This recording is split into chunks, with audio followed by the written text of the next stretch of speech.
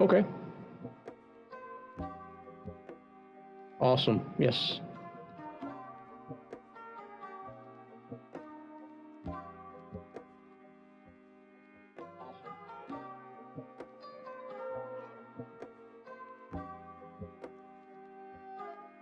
I'm just gonna pop out the chat so I can see it, and I'm gonna close out the YouTube and Twitter here.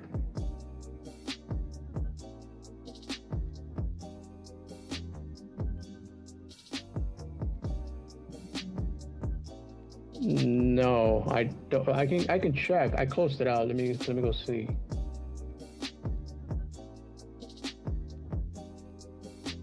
Yeah, let me go there and I'll find out. Let's see.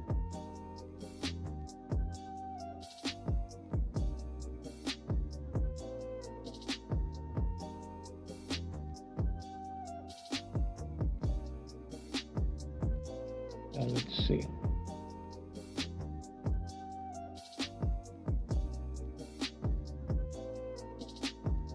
Let me take my headphones out. No, the music is fine. It's no echo at all. Let me close up the YouTube window.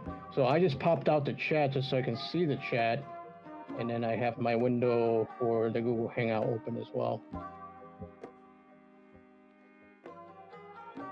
Should be okay.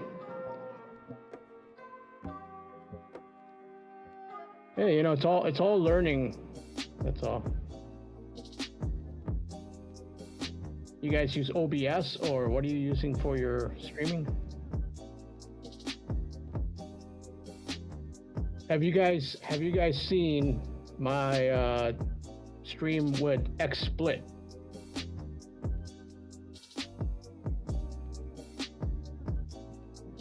Oh man, I love XSplit, and we did a 3-way interview with friends of mine. It worked out so beautifully. I love XSplit now. That's what I'm going to be using from now on. Actually, it's free to use too. Yeah, and I got sick of it because of all the bugs. It just, you know what? Like the photo slideshow was wanky, and then the streams are kind of lagging. And since I switched over to XSplit, that works a lot better now for me.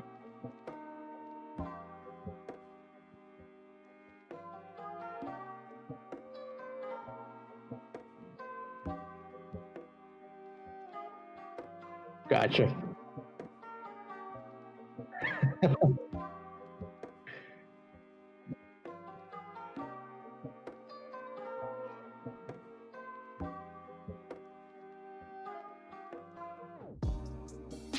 Right.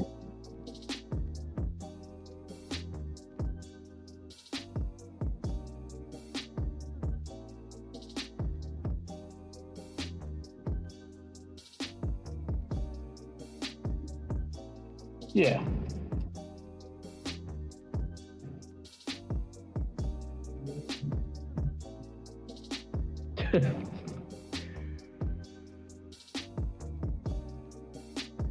Well, you can do it on mobile, but then you got to use your data.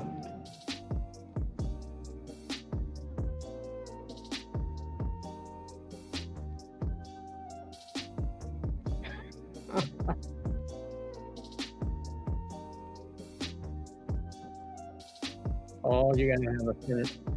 Right. That's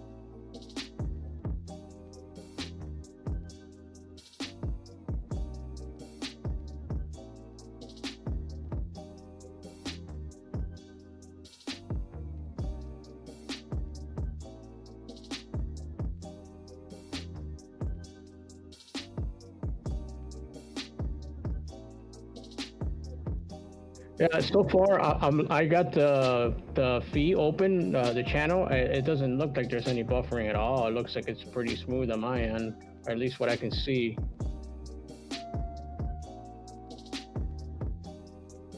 Laptop. It's a Dell Inspiron 15 7000 series. It's a gaming laptop, although I don't game at all, but I use it because it gives me the best ability to edit HD footage and photos.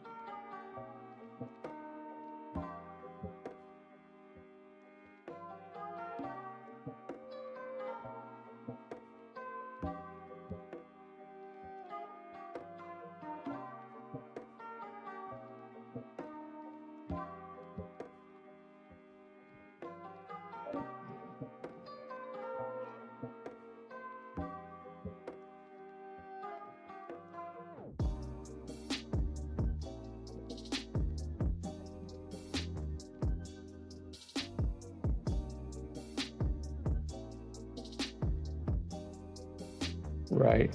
And I just gotta say, like, what do I call you guys? Just the zombified woman and man? Mysterio? Right. Gotcha. Penny Dreadful. Okay. Got it. Awesome. Awesome. Okay. Just wanted to make sure.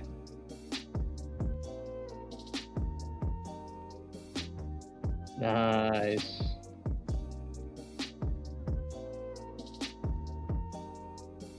Stereo Dread. Nice. I like it. I like it.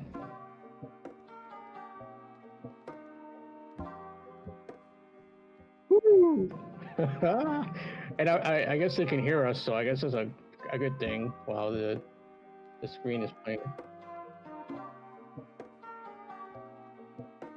Oh, really?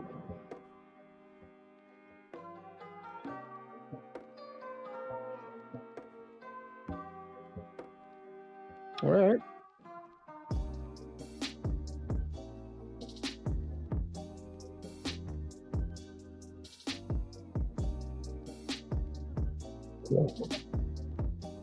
All right. Yep.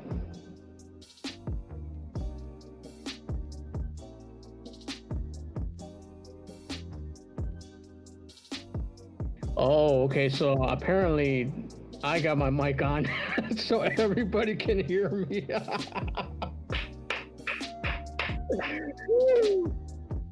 Oh, I think it's on my end. That's okay.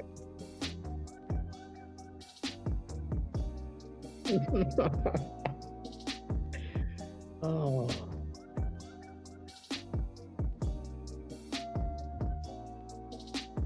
all right. I'll stay quiet.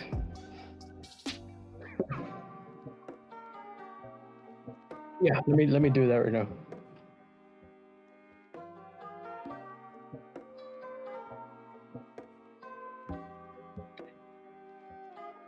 Yeah. I'll just stay quiet.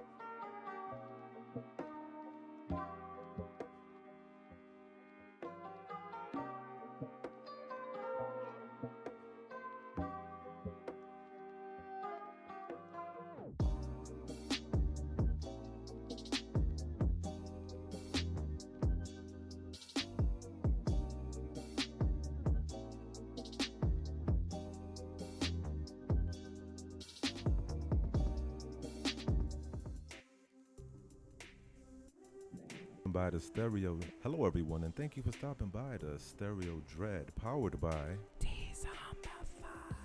Damn right. With me is the ever so lovely and talented Dominican dandy, Miss Stereo. Thank you. Hi, everybody. And with me is Kenny Dreadful, the Puerto Rican poppy of poetry. So I hope everyone had a great weekend. We have a wonderful guest on tonight, Artemorbid. He will be with us shortly. In the meantime, let's say hello to some of the people in the chat. Miss Stereo, take it away. Oh, okay. Let's see. Here we got the Swedish mom. Hi, Swedish mom. Thank you for being here, darling. Hello, Swedish mom. Give me a pause to say hi, too. Oh, sure. No problem. And we have Aisha, 1994. Hello, Aisha. How are you? We have horror readings by Busy. You're awesome. Horror readings. What is up? We got Karin Suave. Hey, Karen. We also have the lovely Creepy Clown Girl. Hi, girl. CCG in the place. What is up, mama? Disturbed K. Hi, Disturbed K. How you guys doing today? DK. Nice. Yes. Let's see here. Disturbed K says that our sound is very low. Let's see. What can we do about that, What honey? can we do about that? Try raising my gain a little bit. Hey, Disturbed K, is that a little better? Let us know, please.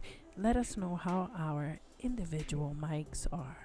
If Miss Stereo's mic is low, let us know. If Kenny Dreadful's mic is low, please let us know. Yeah, now, that'll be great. Let's continue with the roll call, shall we? Let's see. Let me scroll up here. Of course, we have Artemorbid with us tonight. Let's see. Let me scroll up a little more. See if we can find some new friends. Oh, Dustin Fleming is here, baby. Hey, what's up, Dusty? It's my boy right there, Dusty. Yeah. Okay. Dustin Fleming. Oh, Vidith22 is in here. Are you still here, Vidith? Vidith22. Nice. Let's see. Still scrolling up. 13 past midnight. Hi, 13 past midnight. How you doing? Hopefully you're still here with us. 13 past midnight. Cool name. Isn't it? Yep. It's cool. And it's cool because his avatar is also, 13. Benny Long is in the house. Benny Bong. Long. Somebody said Lenny Bong. Okay. I think that was the Swedish mom. Awesome. Now I'm going to scroll all the way back down just to see. Oh, Philia Noctis. Hey, Philia. What is up? Great. It looks like we caught up. Our roll call is done for now. So you know what we should do? We should get right into our guest. Okay. So everyone, I want to introduce to you Artemorbid. Say hello, Arte. Hello, everyone. Great to see everyone here in the chat. So my name is Frank, musician and photographer here in the Midwest. Hopefully you guys can hear me loud and clear. Let me know in the comments. It's a pleasure to be here with Dezombified. I'm so excited to talk to you guys about everything photography and paranormal and everything else that I do. Great. So, people in the chat, if you have any questions for Artemorbid, please do not hesitate to ask, and also give him a hello and a thumbs up in the chat. Let's show him how gracious and how wonderful, warm, and inviting the horror community can be. Absolutely. So, Artemorbid, I want to ask you, you have been a musician for quite some time now, huh? Yes. So I've been jamming, mostly heavy metal music, or to be more precise, death metal music since 1994. Nice. Yep. Wow. I gotta say, man, musicians are freaking cool. Especially the ones that plays the guitars. I love that. I love that. So we're just gonna get started. So I've been in it for quite a while, and there's been several bands that I've been in, and I think the band I'm in right now is called Blood of the Wolf, and very prominent. We got a lot of stuff happening with us, and that really keeps me busy. And although I love doing photography and I'm also an artist as well, and then doing YouTube, that becomes like my main thing when right now we're very very active, so we got that going on, so I'm very excited. So if anybody is interested, you want to check out Blood of the Wolf. And I'm also part of another, not so much death metal, but more or less brutal slam death metal, as it's called. I'm also part of a band called Asphyxiator. Ooh, Asphyxiator. That's an interesting name. It damn sure is. Oh, so I just want to say hello to Karine Suave, Aisha 1994, 13 Past Midnight, Benny Long. Great to meet you guys. I don't think I know any of these people, so it's so cool to be checking out some new folks. And I did go back and I was looking at some of their channels as well. It's a lot of cool creators on here. Yeah. And there was the horror, Benny Horror. I think that's what it was saying. He was on there too, and I went to see his channel as well. So thank you guys. That's awesome. No problem at all. So for the people that don't know you, and this is our first time meeting you and speaking with you in person, can you tell us a little bit about your background, your upbringing, music, and as well as your photography, all that? Even if it takes 10 or 15 minutes, just go ahead, tell us everything. Yes, I want to know everything. All right, so how did it kick off? I think that more or less what brought me into the metal music was the fact that I was very much into art when I was younger, and I would see these covers, say like Iron Maiden, Motorhead, Metallica, see all these album covers that really would catch my eye, my attention. So I guess it already started with me trying to draw those covers, the album covers and all that. And that led into, of course, listening to the music. And one thing basically led to another. And, so I got really involved, to the music. And I found that it really, struck a chord with me. So I was thinking to myself, I'm like, well, I can do artwork and then I can play, you know what I mean? So I kind of started there. So I will say, now I'm going back quite a bit. So I was 14 years old when I started jamming and learning the guitar, and I would get as many books as I could, tablature books. They're called tablature books, and basically for guitar mostly. And I would just sit there for hours and try to mimic the songs as much as I possibly could. And then I started to meet other people who were into metal, and they played guitar. So I would hang out with them and they would teach me stuff, and coincidentally we start, beginning bands and stuff like that. And of course, in the beginning, nothing really stuck, and eventually when I was 20, I was in a band called Dark Oasis, and we were more or less thrash metal at that time. And that band did really, really well. We played a lot of different venues, and we put out an album. It was very popular at that time. And, that really put me on a different level. We're playing on big stages in front of a lot of people. And that really once you get in that moment, and it's almost you don't want to go back anymore, because you're well, you moved on from playing in the garage or playing in the basement, and now you want to go to the next level. And so that was reaching that peak at that time was awesome. And I think because of that, I also got into photography because it came, I wanted to document some of the other bands that I was playing with or I was performing with. So just say if we had a show, I would perform, and then when you're watching the other bands perform, I would take my little, I had a Kodak digital camera that at that time was it was the top of the line, which is not anymore. So, and I would start taking photos with that little Kodak digital camera, and it wasn't the best, and then coincidentally I started to also film a little bit here and there, and at that time it wasn't the best, and when bands broke up, and I kept on jamming and getting into different groups and stuff, and it just kind of progressed from there, and to where the point where it is now is the fact that now a lot of my photos have been used by different bands in their albums, which is a really I never in a million years would have dreamed that would have happened, so it's so awesome to be like not only a photographer who can do that type of work, where bands are actually like contacting me to be like, hey, we want a photo shoot so we can use it on our album release, and that's huge. And I've also had the experience where my art also became part of a few album covers as well, so Ooh. not only my photography but my artwork has been used to publish albums. I'm not saying like a wide range, but I had a couple, and that's really a good feeling. And now being in Blood of the Wolf, which is a very prominent band, at least here in Chicago at the moment, and playing, we played a sold out concert, and I never imagined in a million years that would happen, but now it's happened at least three times, uh, back in 2018, and it's happened this year too. It's such a overwhelming feeling, but at the same time, it kind of like puts you in this place where like, wow, if you really stick to your guns, you can actually accomplish big things. Oh, Wow. Panic Paranormal Histories here. Sorry, I went on Yay! for a big.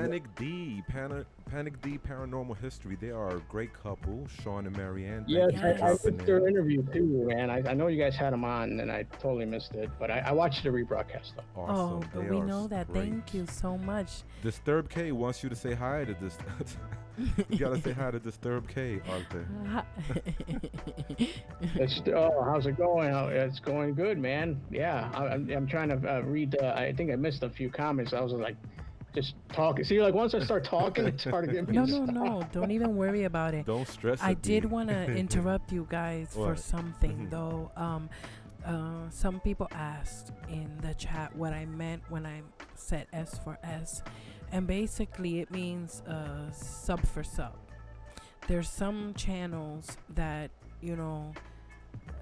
have been demonetized and deplatformed, and people have lost their channels for that type of activity. I just want to let you guys know it's not for nothing. We don't mind, us supporting our fellow creators and all of that.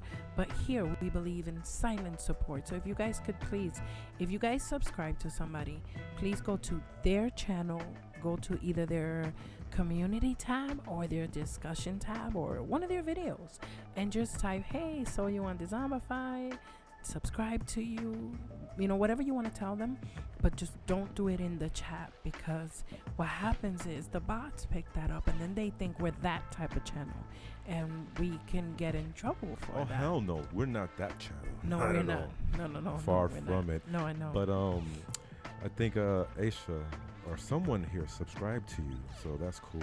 You're gonna see a change in your sub count, though. That's great. That's fine. Just silent support is Yeah. what we have to do, and also like no self promotion and things like that, like saying When the time comes, when we're like of course, looking at if channels. we ask and we're Yeah. looking at channels, like for example, sometimes when guys come in here and they're new and they're creators, we like to skip over to their channel and look at their banner, look at their artwork, because we like looking at those type of things. It keeps, we just keep the ideas flowing that way as well, and we get to know other channels. But when you just talk about it in the chat, then nobody's paying attention to the guests, and what happens is that everybody's talking about whatever they're working on or whatever. And we have days for that. There's certain days of the week that we'll come and it'll just be about Okay, that. I think we got it. That was a long-winded rant. Hi, Maverick. El Local Hey, it's all Nightmare, good, what is man. up? Yeah. I mean, it is stuff that needs to be explained though, because there are a lot of people who are more or less new to the game, and if they don't know, it could be, they just kind of run amok. So here's El Local Nightmare. I like that name. El Local Nightmare. Estamos bien aquí, amigo. Yeah, I can speak Estamos bien, Spanish. papá, estamos bien. ¿Qué lo que hay? Dímelo. So, Arte, So you're from Chicago, born and raised. I'm sorry, I didn't catch that. What was it? I said, so you currently reside in Chicago. Have you always lived in Chicago, in Chi-Town? Oh yeah, yeah. Native to Chicago, Midwest man, 100%. Yeah, it's I love Chicago, man. So don't feed into the bad rap that you hear in the media that it's all like crime and negativity, man. Love Chicago is just a beautiful city. I bet. Uh, it has given me a big opportunity, because let me tell you, man, Chicago, like for music and musicians, this is where you come. You know what I mean? This is why I stay here because of the fact that, uh, man, there's so many shows. There's shows going on literally every single day.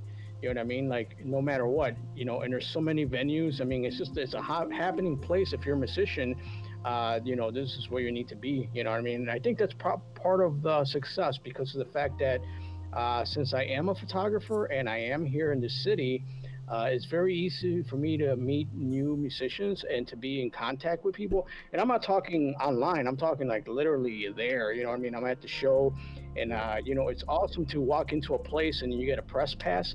You know what I mean? So I'm in backstage with these guys, and then I get a chance to meet one on one, and I say, hey man, I'm a musician too. Mm-hmm.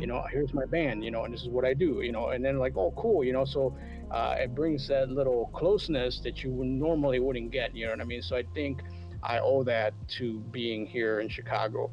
So a local nightmares from Wicker Park. Oh wow, okay, what's up, man? Oh yeah, North Sider. I'm a North Sider, man. Northwest side. That's where I'm from. So yeah, very close, very close. Yeah, definitely. You must have felt some sort of elation, when you was getting your photos put on other people's albums. I think you briefly touched on that, but man, that's really an honor, to have your work out there. It's gonna be floating out there forever. You Yeah, know what I it mean? feels really good. Feels good, man. Like I said, it's almost kind of like I have to pinch myself sometimes, because coming, if I can think back when I was, I was younger, and going to the concerts, and feeling this moment of awe when the band will come out, and you're like, wow, like you think like, well, I wonder what it would take to do that, or if I'm ever gonna be there, and it's a strange feeling to know that I was that kid and then now to be on the opposite end, But a lot of people that know me in the scene, uh, I never act like I'm different. I'm always a fan, you know what I'm saying? So I can easily switch my head. I perform, I play, I'm all sweaty. I go change my shirt, I throw my camera on, and I'm back in the front with the audience. I'm taking pictures.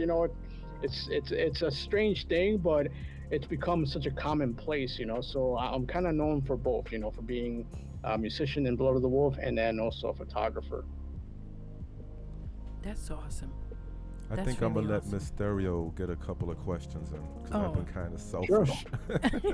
no, no it's problem. been actually it's been very interesting because I've also been trying to toggle the chat and all that. You know how that goes. Oh yeah. It's not just about that, but then you have to also look at the chat and all that wonderful stuff. And so yeah. Oh, horror reading says, let me see, Dezombify hitting with them smooth night radio voices. Thank you. Thank you so much, horror reading. Oh Really man, that's appreciate so that. sweet. But Thank you.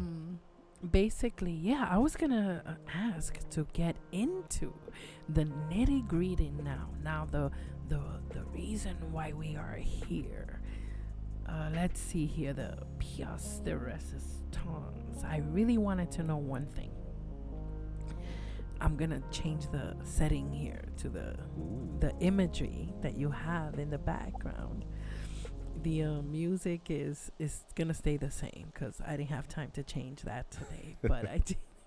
Yeah, it's been crazy Yeah, here. it's a Okay, wacky it's day. been crazy. It's been wacky bananas for sure. Um, uh, I did want to know. Please tell us all about the pictures you took at the haunted forest and the Robinson family. I think you should start first with the history. The haunted forest and the Robinson family. Tell Yeah. us all about that. We don't know anything about it. We're newbies at it. You're gonna give us the 411. Oh man, it's actually very deep. It's a lot deeper than the 15-minute documentary that you saw there. Ooh, good. Um, Nice. it touches a lot of different things, and it's really strange actually, and you know none of it is made up, and that's why it's so you know kind of like deep inside me to be like, wow, you know, I'm like, you know, 'cause I'm not a believer necessarily in ghost per se, you know, but what I am a believer in is a thing called synchronicity. Do you guys know what synchronicity is? No, but tell us. Okay, so synchronicity is just uh, a sequence of events that happen to you, and you don't know how they're connected until they're all done, and then you know it blows your mind when you actually go back and you realize that all those things that happened were all connected. So they were synchronized. There was synchronicity. Oh, I think we know that as the butterfly effect, don't we? Right. Or the right. something like that. Yeah, the butterfly effect. Yeah, I think that's something. basically the same thing. Yes. So, Okay. all right. So, okay. So, how did it all begin with the haunted forest and Robinson family? It started with as a young musician, and it's tied back to my playing, right? So, I used to party a lot. So we partied a lot at the Robinson Woods, you know, and we go there, you know, at night, and you know, we spend a lot of time, and I never had any personal experience there, and so anyways, we go there at night to drink, to party, because you know we were underage, so you go to the woods, you know, that's what you do, you know, and as I got older, of course, you know, you don't do that anymore because you can go to the bar, you know. So, uh, but I still go hiking in those woods and whatnot, you know. And I was hiking one day with a couple of friends of mine, and we weren't partying; we were just hiking. And these two guys come out of the other side, you know. We're just saying hello and whatnot, and you know, they're like, hey, we caught capture something on our phones, you know. So they pull out their phone, and they're showing us this picture, and there was like a mist inside of this photograph, you know. And I was like, oh, that's interesting, you know. I had no idea about this. I never heard of this place being haunted, and I'm like, well, I used to come here at night, and there was never any issues. I never felt anything or anything strange, you know. So because of that, I decided to, you know, I went back home and I started to research, and come to find out, you know, that the Robinson family burial grounds are there, you know, and I never knew that, you know. All I knew is that that's where we go to party. All of a sudden, I hear this, oh, there's this family Robinson that's buried in that location, you know. So I'm like, that's kind of interesting, you know. So looking into it, what had happened was there was a big massacre there back way back in history. I can't even remember the date, but basically the Robinson family. I forgot the guy's name. I can't. Doesn't come to my mind right now. But he was half European and half Indian, right? And he made a deal with European settlers who were coming for that piece of the land for his family to stay there. He would sell out the Chippewa Indians that were residing there, you know. So he played both sides, and ultimately what happened was, so he lied to the Chippewa Indians, and the European settlers came in and basically outflanked them, so basically slaughtered them. Wow. In that land. And he was able to keep that piece of so he was able to keep that piece of land for his family, and that hence called the Robinson family area. So that's the first part of it, the first massacre or bloodshed, you know. So that piqued my interest, and I was like, okay, that is let's see, somebody say, have you ever been to bachelor's court? No, but I very familiar with that. All right, so the other thing that happened there, that's another bad thing, that for some reason there's like a lot of bloodshed there, but in that documentary I talk about this. There was a guy who lured three young boys into the same piece of land. He brought them over from an arcade, and he's like, "Yeah, come over to my." There was at that time there was a horse a horse stable there. It's not there anymore, but anyways, long story short, so in 1954 he brought these three boys, and he basically murdered them on that land. And he got away with it basically because he wasn't found out until he was 64, and then they brought charges on him and they arrested him. But then a year later he had a heart attack in jail. Wow. So it's almost like he basically got away with murder. Scot free, yeah, scot free. Damn. Yeah. So Well, that's a lot of bad stuff. Say hello to Colorado Martini. Hi, Colorado Martini. Because And they- Orla Hello, good to see Seraph. you. Yes, Orla Seraph. Thank you. Hi, Thank you. darling. This is Artemorbid. He is amazing. He's telling us about the Robinson land. Continue, Arte. So you guys have a good background now as far as like kind of like the bad stuff that's happened there, So so everybody in that family, the Robinson family, who remained on that land, eventually died one by one, and that left only Mary Robinson, the last of the Robinson family, and she was, I believe, 84 at the time.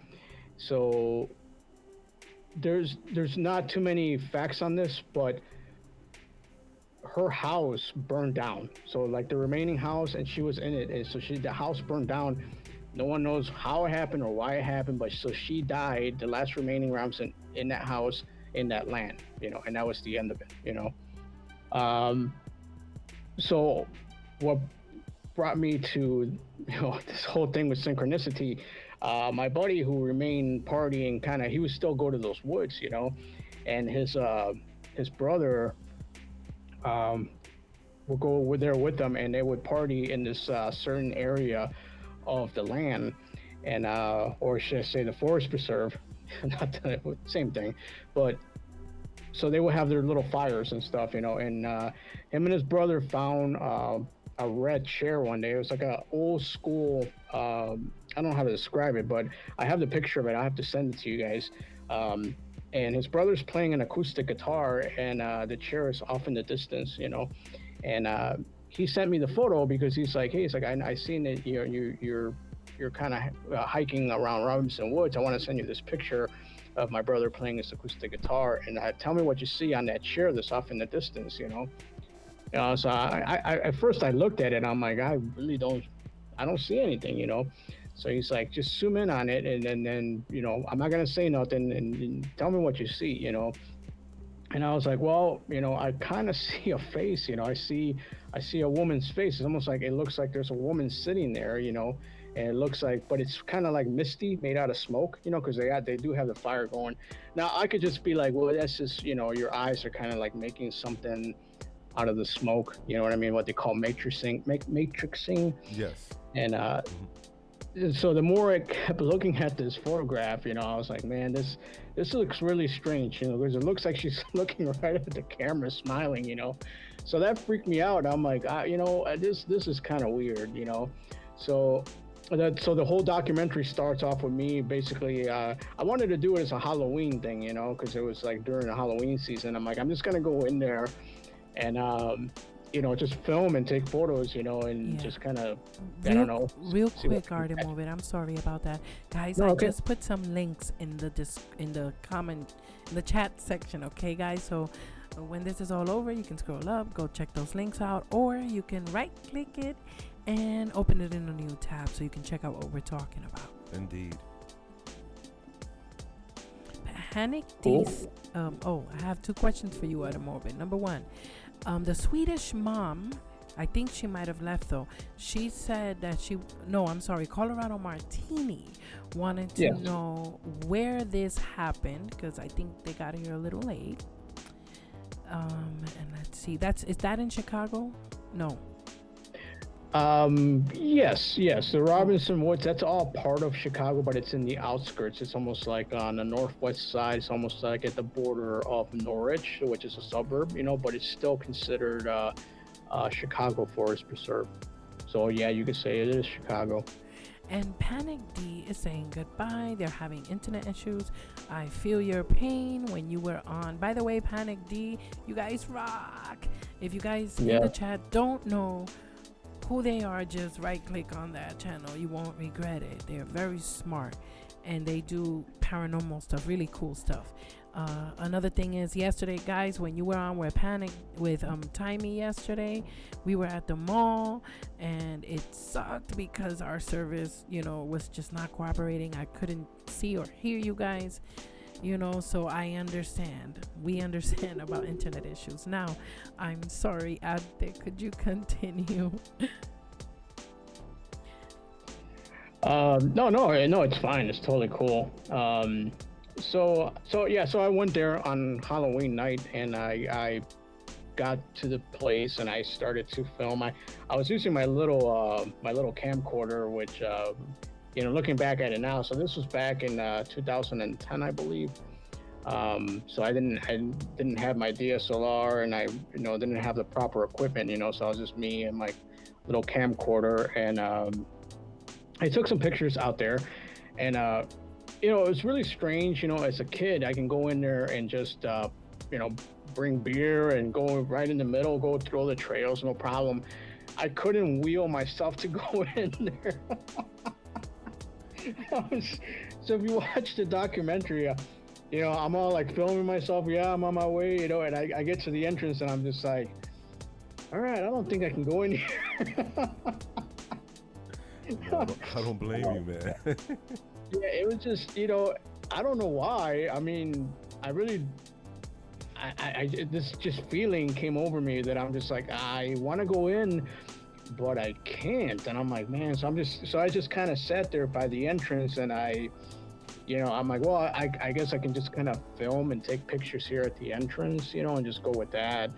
And so basically that's what I did, and that's what or at least my footage and photographs, or what you see on the documentary, is what I got that night, But the picture that's connected to that, the one that my buddy sent me, that's the one that really brought me there, because what I wanted to do was find that chair and find that little area, and I come to realize now I realize it because you saw part 2 now, that specific piece of land was not the right location. It was actually a little bit further on the opposite side, which is Catherine Woods.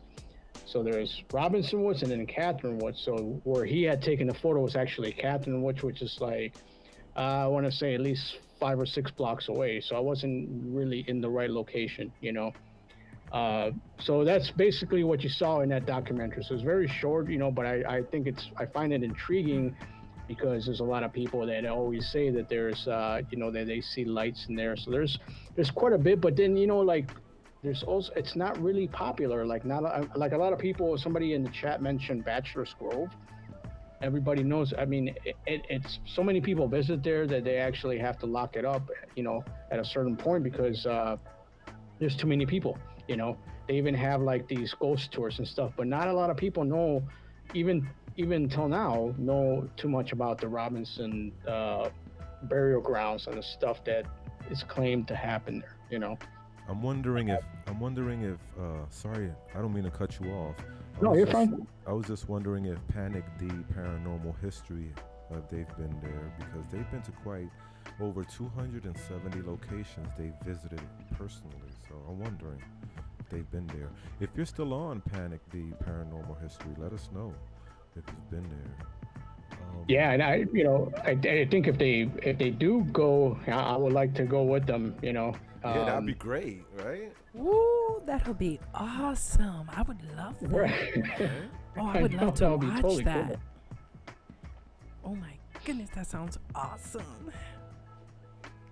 All right, so So basically, part two is it gets a little bit more in depth now because I actually, since my friend saw me like walking to Robinson Woods, and he's like, well, he's like, I will show you now where that location is, you know. And I said, well, can I film you? Can I go there with you? And so this time I actually had a proper camera. And we went during the daytime, you know. So we actually went to Catherine Woods, you know, and I actually got him talking and explaining some of the weird things that happened to him there, you know. And one of the things is where the photograph was taken of the young woman smiling on a chair. Um, is basically they built a fort where they can, you know, party, have a fire and whatnot, you know. And we went and found the fort, right? It took us a little while. I was getting chewed up by the mosquitoes, you know. It took a while to find, but it was deep in those woods, you know. And I was surprised. I was like, wow, you know. So they actually brought a bunch of trees, and it happened over several year period, you know. But so they had their little area, you know. And I was kind of disappointed because the chair was gone, you know. And we looked for it, and it's like, oh, that chair is gone now, you know. And so he was telling me some of the weird things, you know. One of the things was that like whenever they would come, the deers, like they would bring like apples and stuff for the deers to eat. Like outside of the fort, the deers would eat the apples, but once they were inside the fort, the deers would not come in the fort at all. They wouldn't even budge. They just like outside of this perimeter, you know. So that's a weird thing, you know. Wow. Yeah. And then I wanted to get further with him and to want to investigate more and stuff like that. But the other thing that happened, and goes back to the synchronicity thing, his brother, who was in that picture, ended up passing away tragically. Oh my God. And like, hopefully he's not mad about me mentioning that here because he doesn't want to talk about it at all. Of course. I don't know exactly what happened, you know. Right. But to me, like that, like I literally have goosebumps talking about it because when it happened, I was like, holy crap! I'm like, that's not good. You know what I mean? Like, what's up with this place? You know, what's up with this land? Why is there first with the Indian massacre, then with the murders of the three boys, and then this, and then who knows what else has happened there? You know, he did show me something else where there was like. There was, I guess, some of the gangs that kind of like hang out in those woods, you know, because I guess there are gangs that hang out there. They would, it was claimed, I don't know how true it is, but they had killed one or two people in there, and they were actually, he showed me where there's holes that are dug up. It almost looks like a grave that's dug up, you know, like these people, he's like, look at that. What do you think that's for? I'm like, I don't know. I don't want to know. That's kind of weird, you know. But yeah, so that's another thing. But the really big one, here comes the big one. Here's the climactic part of the whole thing. So he did some further research and he found a picture of Mary Robinson as a young woman, right? So he sends me this picture. He's like, take a look at this picture and then take a look at the picture of my brother playing the guitar in the red chair. And I swear to God, when I took those pictures and put them side by side, like I said, I'm not a believer in ghosts and stuff like that, but that ghostly figure looks exactly like Mary Robinson. And that just kind of blew me away. Wow. Yeah. I was like, you gotta be kidding me. I'm like, you know, so he found this historical picture that somebody took of Mary Robinson as a young girl. And it's her like smiling. It's in black and white, of course. And then you look at this image, you know, and I'm like, man, I'm like, this is just too weird, you know. So all these little things that just happen, all the synchronicity, you know, was just kind of like, you know, like I'm getting goosebumps just talking about it, you know. So that's my little story, you know what I mean? I'm sure there's a lot more depth to it that I might not know about, you know, and I think I need to like, so yeah, that would be cool, you know, a Panic Deep Paranormal, because I know they like investigating, you know. I think that'll be a good thing for them to check out these areas, you know, and sort of for people to go there and like, yeah, so I have my photos, right, that you saw in there, and I don't know what you guys see in there. Like I don't see too much. Like somebody said, there's a face in the tree. Yeah. I guess it Yeah. could be. Can we show the stills? Did you get the stills of those? Basically, what I was just playing in the background, Those are the those are images. some of the images, yeah. But there are more images, guys, that you need to go check out in his channel. I'm gonna put the link to his channel right in the chat right now. And I did put the link to those videos he was talking about, the investigation that he did, sort of little mini investigation that he did. But I'm gonna put his Twitter, his Instagram, and his Amazon, because he also has an Amazon shop. Tell us a little bit about that, Artemorbid. What's with your Amazon thing? Your Amazon shop. Okay, Tell us about it. so my store, the Amazon store, yeah, that's a pretty cool thing. So on my channel, I also do camera reviews and mic reviews and stuff like that, and Amazon affiliate. And so basically, Nice. once you're Amazon affiliate, you can set up a store, which is basically just like a profile, and you get to put your picture up there, and then you get to add stuff to your store, which is basically just another window that shows the things that you use the most. So for me, will be like the mic, the camera, my guitars, and you can really fill that up to whatever you want. So if people click on that, see my avatar, they see what I'm about, and then they can click on the products, and if they buy something from there, I'll get a percentage of it. A local nightmare says, "See if you get to see Resurrection Mary." Oh, that's the movie, right? I don't think so. No. Horror readings by Busy. I want to visit the Belicia Axe Murder House and document my overnight stay. Have you heard of this? Yeah, I've seen many documentaries on that. So that's the family that got axed to death inside of this house, and apparently it's always been claimed that Lizzie was the one that murdered them, that she was possessed or something like that. But then there's other people that say that it was somebody else that came into the house that did all that. But it's just a very strange story. But yeah, I definitely do know about that. Mandy Mordum says, "I want to go to Waverly Hills." Ah, Waverly Hills Sanatorium. I know about that. Mandy Mordum, you've got cojones, girlfriend, because I ain't going there. But I am fascinated by it. I saw it on Ghost Hunters, Ghost Adventures. Like, almost everybody has been there, and they always come back with something. Like, even the smaller YouTuber paranormal investigators have been there. So that's pretty neat. I like it. But I've always wanted to go to the Queen Mary. A local nightmare says, "No, it's the cemetery on Archer Avenue." Oh, hmm. I'm not sure what that is. Or try. I don't know if that's Bachelor's. Maybe that's a Bachelor's Grove that he's talking about. I will have to scroll back up on the chat to see what it is. So yeah, Mandy, if you do go to Waverly Hills, good luck, man. Because trust me, like I thought I was brave enough to go into those woods, and I don't know what it is. It's just you get this feeling that you're like, nope. It's a Like, I foreboding. can't. I can't. I'm like, I can't. I was literally paralyzed, and I'm like, this is silly because I used to go in here, and I was way younger, and I was just literally standing there. I'm like, I just can't go in there. You're wiser So now. I don't know what it was. Because you're wiser now. That's what it is. You're older and you're wiser. You know, that's what happens when you when you're not. Well, okay. So let me say this. So go ahead. So let me say this. I do know the others, like not the haunting stuff. The other side of the woods at night is that there are junkies who are in there doing stuff. You know what I mean? So that's the reality of it. You know what I mean? So if I'm by myself, I think that's more or less why I was like, I don't know if I could do this because, there's people in there who are either drug addicts or alcoholics. And, you know, if you're there by yourself and nobody knows you're in there and something happens, yeah, it's not a good thing.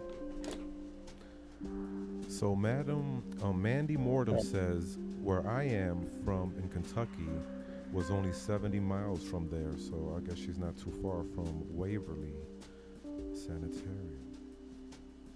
A local nightmare says that on Archer Avenue, that's where you get to see Resurrection Mary at the cemetery. Aisha says that she's never been in a haunted or an abandoned place. It would be interesting to explore. Any advice for Aisha? I think you would advise against that, wouldn't you? Where is she at? Like, in what part of, is she in Chicago too, or no?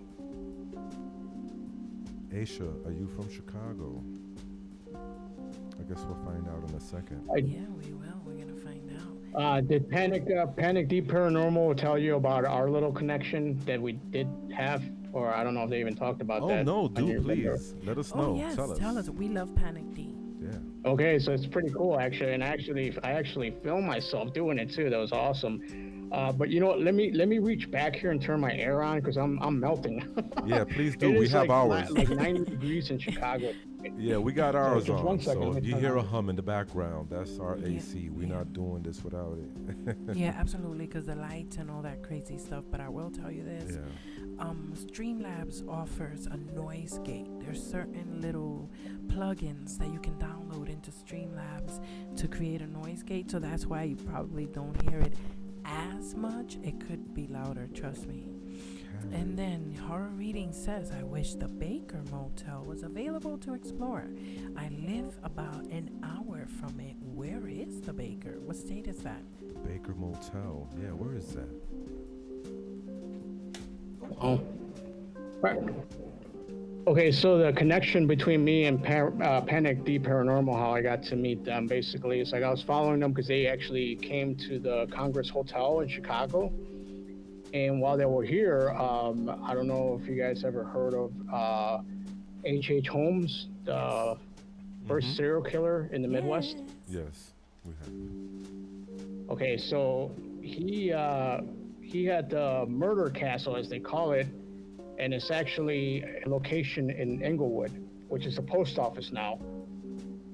And so when Panic D was in Englewood, the post office was closed, and they wanted to go there to get a postcard, So they actually reached out to me and said, hey, I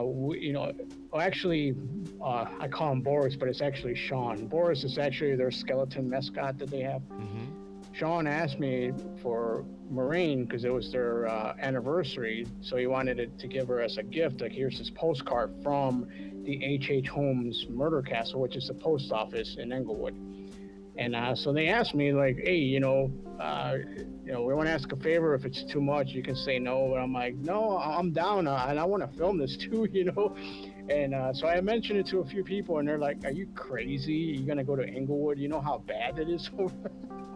Let me ask you a question, Artemorbid, because it sounds like even though you're not really a person for the paranormal and all of that, ever consider becoming a paranormal photographer? Like, actually being a thing for you? Because it seems like not only do you have a knack for it, but because you're a skeptic, it'll make it very special. You understand?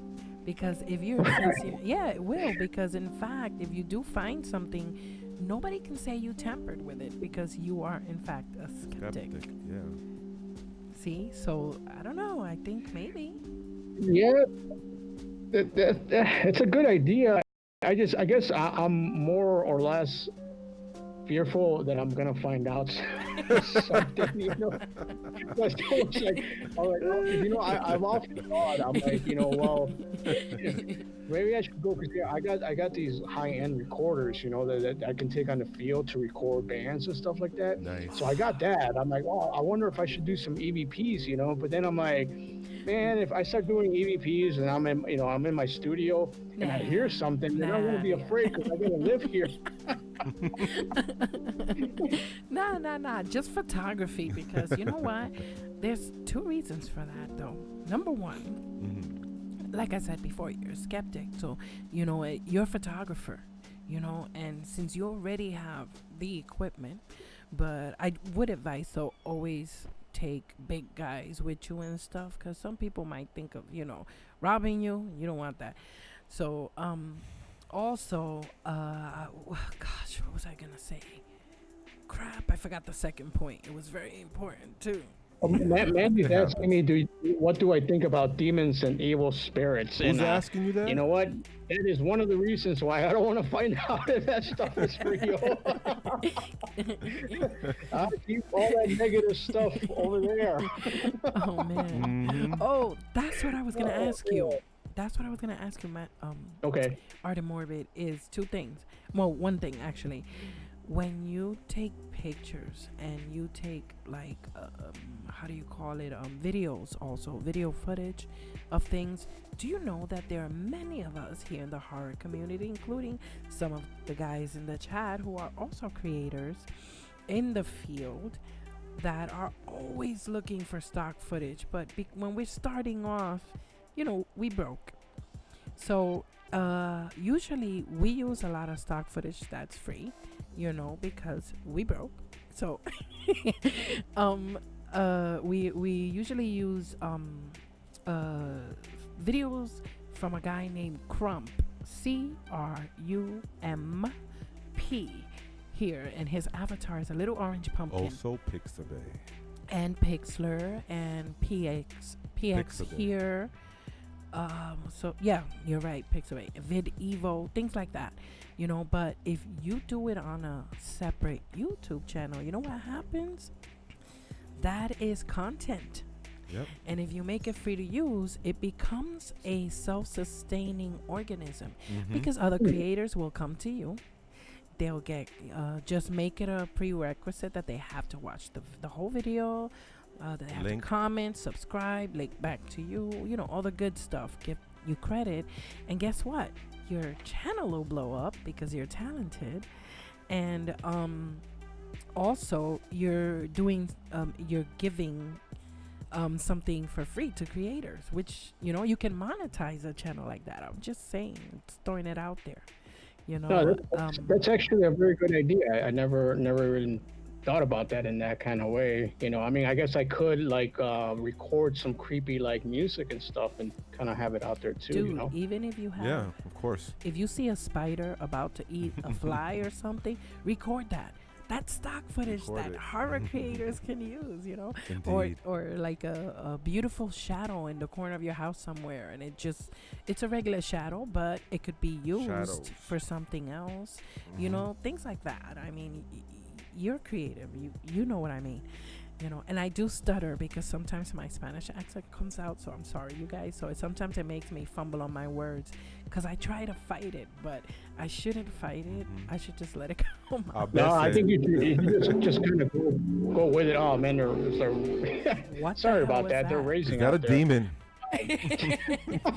A speed. See, I used to have a proper studio that I had built back in when I started the streaming 3 years ago, and it was nice. It blocked out all the sounds, and since then I had to move out of that place, and then I moved into a high-rise building, and since it's Chicago, you got everything, man. You got airplanes, you got ambulances, you got the police, you got the race car driver, you got everybody, man. And it just seems like at a certain, once I go live, let's all go out and make noise. That's right. So Horror Readings by Busy says that the Baker Motel, Mineral Wells, Texas, that's where it's at. It's a really old abandoned hotel, huge and supposedly haunted. I'd go explore, but I really don't want to eat jail food. He also said that he would definitely use the footage of the spider eating the fly. Yeah, he would. So that's a Oh good wow, cool. Well, that's good. I mean, that gives me a lot of ideas. That's the a good YouTube idea. thing is a bit tough. That's a good idea for a chat conversation. Guys, real quick, the creators in the chat, put in the chat what you could use if there was a new YouTube channel that was for stock footage. What could you use besides spider eating the fly? Throw your ideas in the chat. Yeah, let's Maybe give it'll inspire Artemorbid him. some inspiration. That's right, because that's what we're here for. to get inspiration and to help each other out.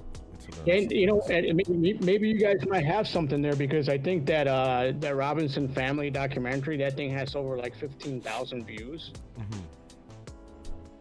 Oh, nice. I think that's what it's at. Have you ever found that your beautiful photography has prompted people, because you do have beautiful footage, I gotta give it to you. Thank you. And Crump is another one. He's the same. I think you guys should link up. Y'all be able to do some beautiful work together. Have you ever found that people have asked you, hey, can I use this? Yeah, a lot. Hold on one second. Let me turn up a little bit here. Hey, you see? We got something yeah, I've started actually. here. You guys got it here first. So Busy Horror Readings by Busy says that they could use a deserted road, a creepy house, anything really. Oh, okay. You see, if this becomes something, guys, y'all know where it started. Right here on Stereo Dread. Woo! That's awesome. Yeah, it's so cool like to meet a lot of new people, you know, and I think that's what I love about live streaming, and that's why I like to go on. So I do my live. Well, you guys are asleep. I think you guys said like usually like Wednesdays 8 in the morning, and I would change it, but I've become so consistent now that I have like a good viewership to come in, you know, Wednesdays to have coffee with me. Absolutely. And, don't change it because of us. Do not. What you're doing is great. In fact, we're the ones that got to change it. We got to start getting up early. The early bird gets the worm. And I think that's what works for me, at least for me, because of the fact that like if you see like a lot of the streams like go on usually like Friday at 7 o'clock, Saturday 7 o'clock, Sunday, you know what I mean? So there's a lot of competition out there. So if you flip it and you're doing it in the morning, and then you're kind of catching people, you know, bright and early, you know, so it's the first thing, you know, if there's nobody else doing it, then you got a good chance to grabbing some viewers, you know. A local nightmare says walk in Humboldt Park at night. Oh, okay. That's not so bad anymore. It's changed. It's not the same anymore. You know what? So I can speak on that right now. You know, when I was younger, it was bad. I mean, you couldn't, you know what? Like when I was younger, man, like you would stay far away from Now I think in that area, you know, it's changing. You got the restaurants that have the people sitting outside. A lot of things have come up. I mean, you still have that element in certain little areas, but it's not like it used to be, you know. He's laughing. You got a lot of ideas here, brother. Dark alleys. We got Orla Seraph, background screaming, creepy artwork compilations, random noises, static. Mandy Mortem says she could use a dessert road. I think that's a joke. No, it says dessert because you see she got ice cream, she got cake emojis popping off. Oh man, I made some killer brownies the other night, guys. Nice. Hey guys, I made Aisha says night sky, rain, and thunder in the dark sky. Yes. Aisha also says a cloudy sky. Rain hitting the window, says Aisha. So you have a lot of good ideas right here. And you know, you're so good at the art and whatnot, right? That you could probably just do it like that and have like 10 or 20 videos in a week maybe on that channel. And I can definitely use a beautiful woman. Somebody can send me some photos. I'm joking. I know you're joking, bro. You know why I know you joking? Because you a rock star. And I know you guys got mad groupies, so stop Hell it. Yeah. Hey, lots of those girls just really, you know something? You could, it's not like you think. No, but think about it. You guys, wait, you're onto something here. Listen, a lot of those girls just need a little bit of redirection. So how about you come up with the idea, Artie, to, you know, just use them as models for some of your stock footage. They get some experience and maybe a better hobby. A better hobby. Yeah, maybe. I did have a model photo shoot. So if anybody on here or is in the area, you know, I did do a model photo shoot if you guys want to check that out. And it's actually pretty cool the way I did it. And I'm not tooting my own horn. I'm just saying the feedback I got from it. Hmm. So basically, what I did is like instead of just having somebody else film or whatever, I actually took my DSLR camera on the model photo shoot and I put my action camera on top. So when you're actually seeing what I'm seeing on the top of the section as I'm taking the photographs, so that video's available for people if they want to check that out as well. A local So that'll be nightmare cool. says that he's gonna bake his wife a New York style cheesecake for her birthday. Nice. Isn't that Aw. sweet? That's so sweet of you, a local nightmare. That's what I said. That is sweet. Oh, I just read that. I didn't know what you was doing. Oh. So you had models, huh? Let's get Yeah, well, one. let's get into One. let's get in depth into that. Okay, What so happened there? it's a friend of mine. Her name is Arielise, and she actually happens to be a black metal vocalist in the band Matiana, right? So that's how I became friends with her, and she's always like, all this, what black metal is, or no? Black metal? No, we don't. Can you tell us? Is that like Black Veil Brides Okay, type of metal?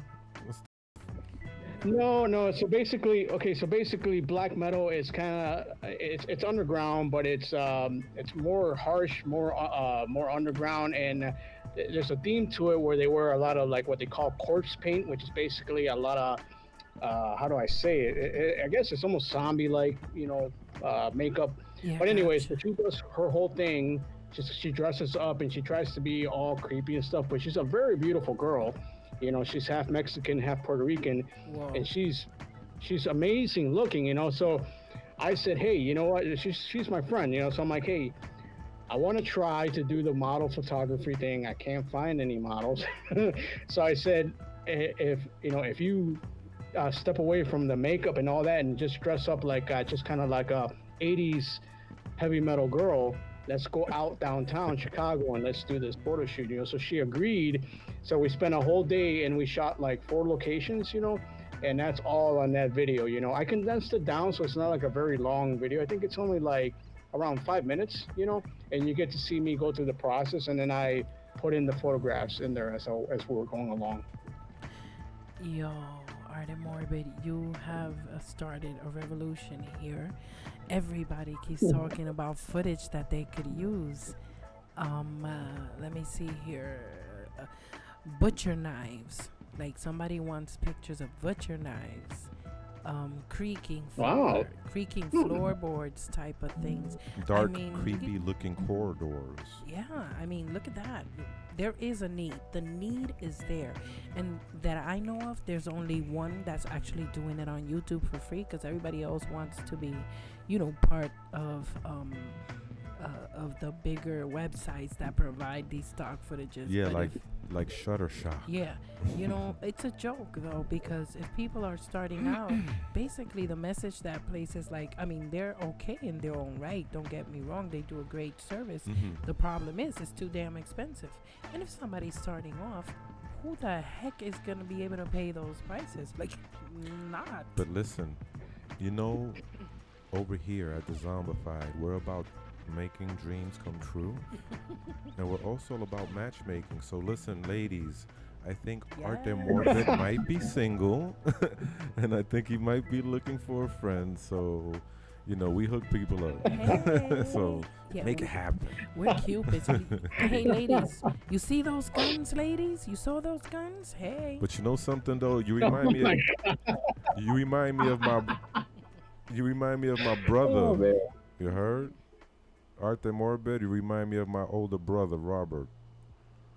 For some reason. Oh, really? Okay. Yeah, you do. Like your resemblance you and the resemblance. You guys, your background is Dominican, you said, or Puerto Rican? Yeah, she's Dominican. She's the Dominican dandy, by the way. And he's the Puerto Rican poppy of poetry. No, man, the Puerto Rican prince of poetry. I'm Why just you be so getting it twisted all the Because time? I'm so used to calling him Poppy. I'm so used to, like, around the house, that's all we do is say, hey, Dang. Poppy, hey, Mommy.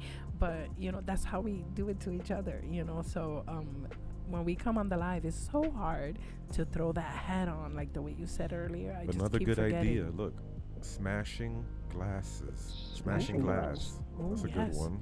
yes. Like even drinking glasses falling on the floor, Yeah, that's good things of too. that. Just Go to the subtle dollar things. store, get like a dollar glass wine cup, and slow motion break it on the floor. And there you go. That's So one. you guys feel like that should be like a whole separate channel though, right? Like I Well, shouldn't you could integrate keep it it with on your my stuff. channel. No, Yeah, he could just make keep a it. separate playlist Make a called separate playlist on your stock current footage. channel. Mm-hmm. Call it stock footage, free to use, right? Mm-hmm. And just make a separate playlist because you already got mass subs, right? And you Mm-hmm. already got people. So and then you could be bringing in other people, not only for your photographs and your footage, but they could also catch your live streams. They could also see the other videos you've done, like the Robinson ones that you did. So, I think I would just put it on a playlist, separate playlist, you know, Gotcha. and just put the tags And to. hopefully, I can get some of the viewers on here to come on to my live stream when I do it on Wednesday. If you guys are all up at 8 in the morning on Wednesday, I'm on U.S. Central Time, by the way. So if you guys want to join me to have coffee, what I usually do on my live stream is basically I take the photographs that I got from the previous concert and I talk about them.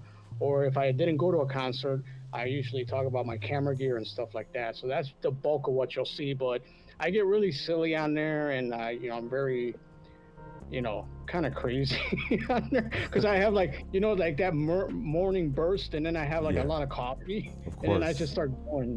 Yeah, you get wacky bananas. I get it, man. Being that we're talking about equipment and all sorts of things here, there might be an aspiring photographer, let's say, in the chat, or an aspiring videographer. Okay, what tips can you give those people with those type of aspirations and dreams? I would say that you should emulate what you like. You should, if you're just starting out, like really find the stuff that you like, and then, trying to mimic that. Try to go out there and find and practice doing that. And as far as like camera gear, I mean, let's I think that by now phones have come so far that the quality of your phone photographs are good enough, and you don't really need to go buy a camera yet. So if you have a phone, just start using your phone, and there's so many good like camera apps out there that give you like different, settings and features, almost like a DSLR, and you can just start there, and I think once you learn that and you become really happy and got, you kind of get a feel for it, then you can buy like a starter like DSLR, like a Canon or a Nikon, and you can start there, or if you don't want to use your phone, you can just use a little point and shoot. I don't have one near me, but I'm always showing off those little.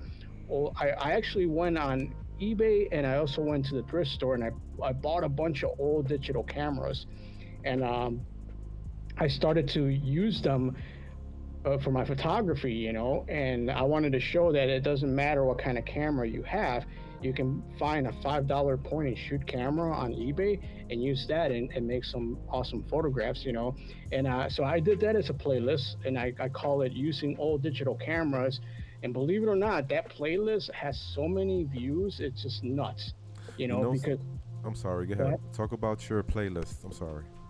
Oh no, I'm just saying that having those videos on there because I'm just kind of showing the camera and its features and stuff like that. It's gotten a lot of views, and I didn't know that there were so many people that still use those old point and shoot cameras.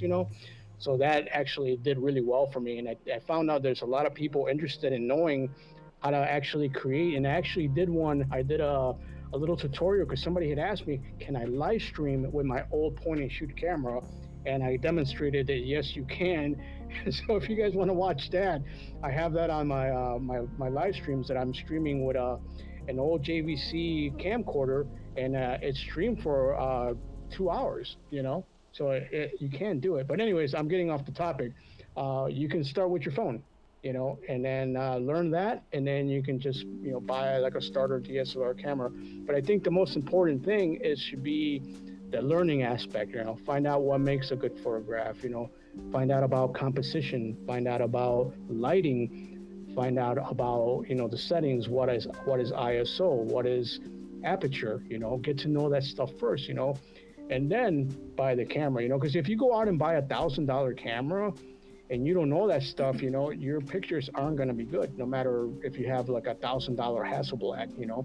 You need to learn the stuff, the beginnings. And I think that's hard for a lot of people to do that, because there is a huge learning curve, if you've never done it before. Something, I have a little background with photography. I took some photography classes when I was going to high school, because I went to a school for art.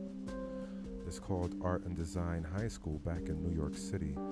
And they also gave us photography classes on top of like drawings and stuff, because I do love to draw as well, just like you. And for me, whenever I was taking a photo, I always try to, like you said, look at the composition and also be mindful of the lighting, where the light is coming from, because you don't want it directly into the shot. Sometimes you want it mostly like behind you, so you could like, you don't want to be, unless that's what you're going for, some shadows or something, of course. But yeah, I do have a little bit of background in that as well, mostly with the point and shoots. Do you have your work up somewhere that I can check it out, or? No, man, it's buried in the closet, a lot of my stuff. They taught us how to use the black room as well. Taking the film out of the roll and developing it, and then swishing it around in the little pan with the chemicals and stuff like that, hanging it up. So yeah, that was pretty fun, man. That's really cool. Yeah, I gotta say one thing though.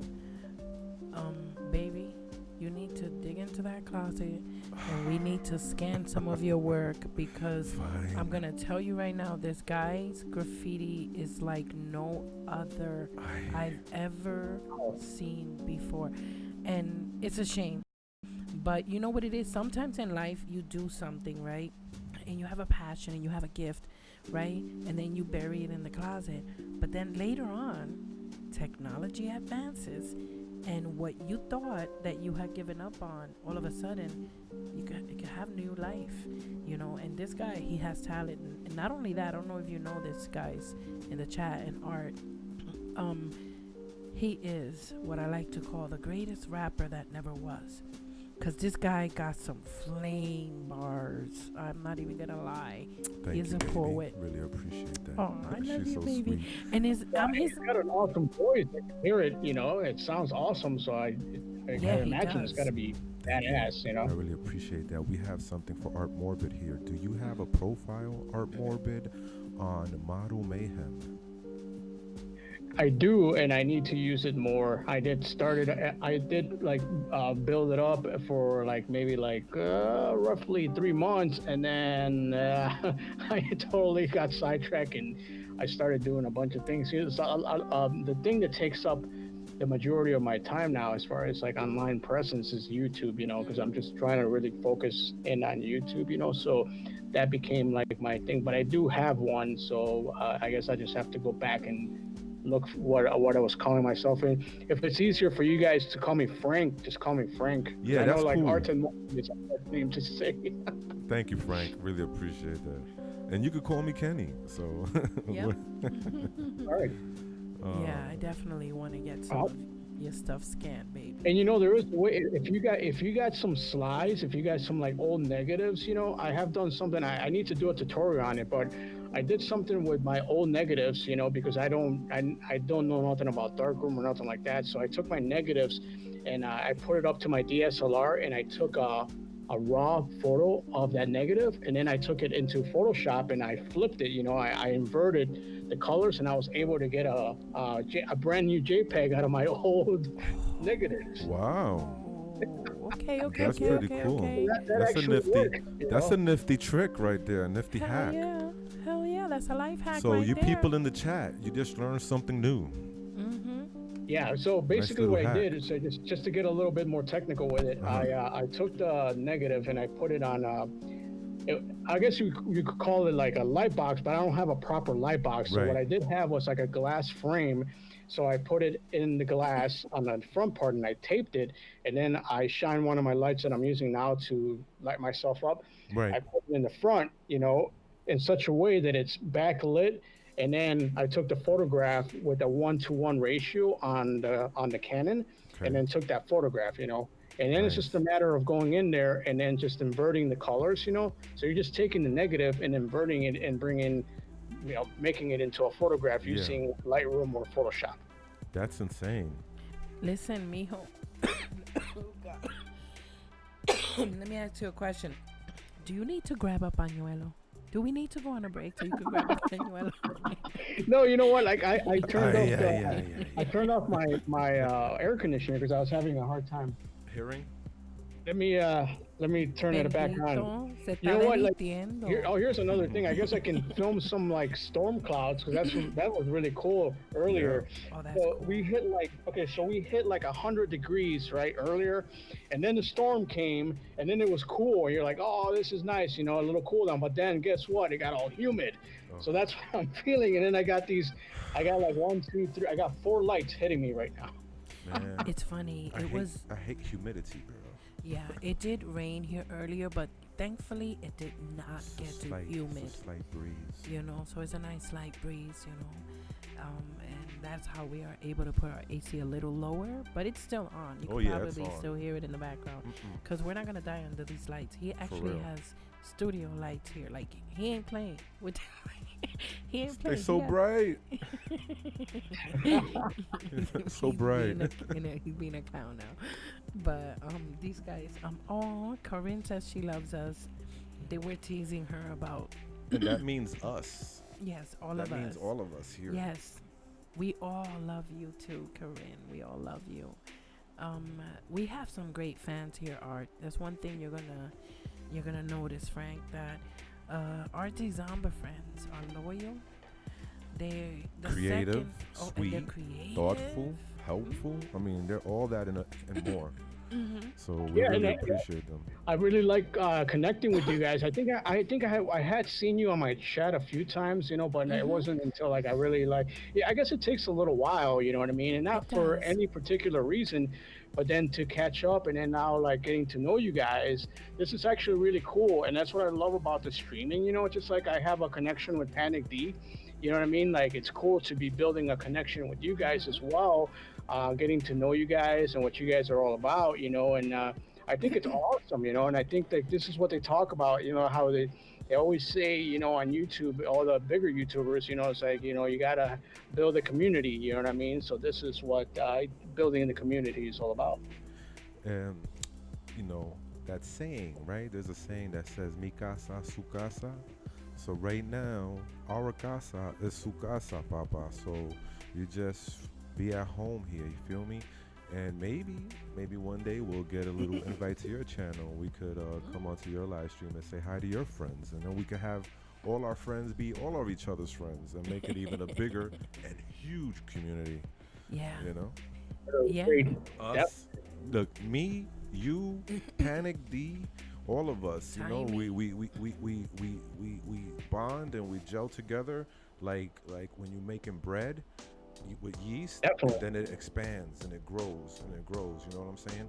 So that's what we gotta do.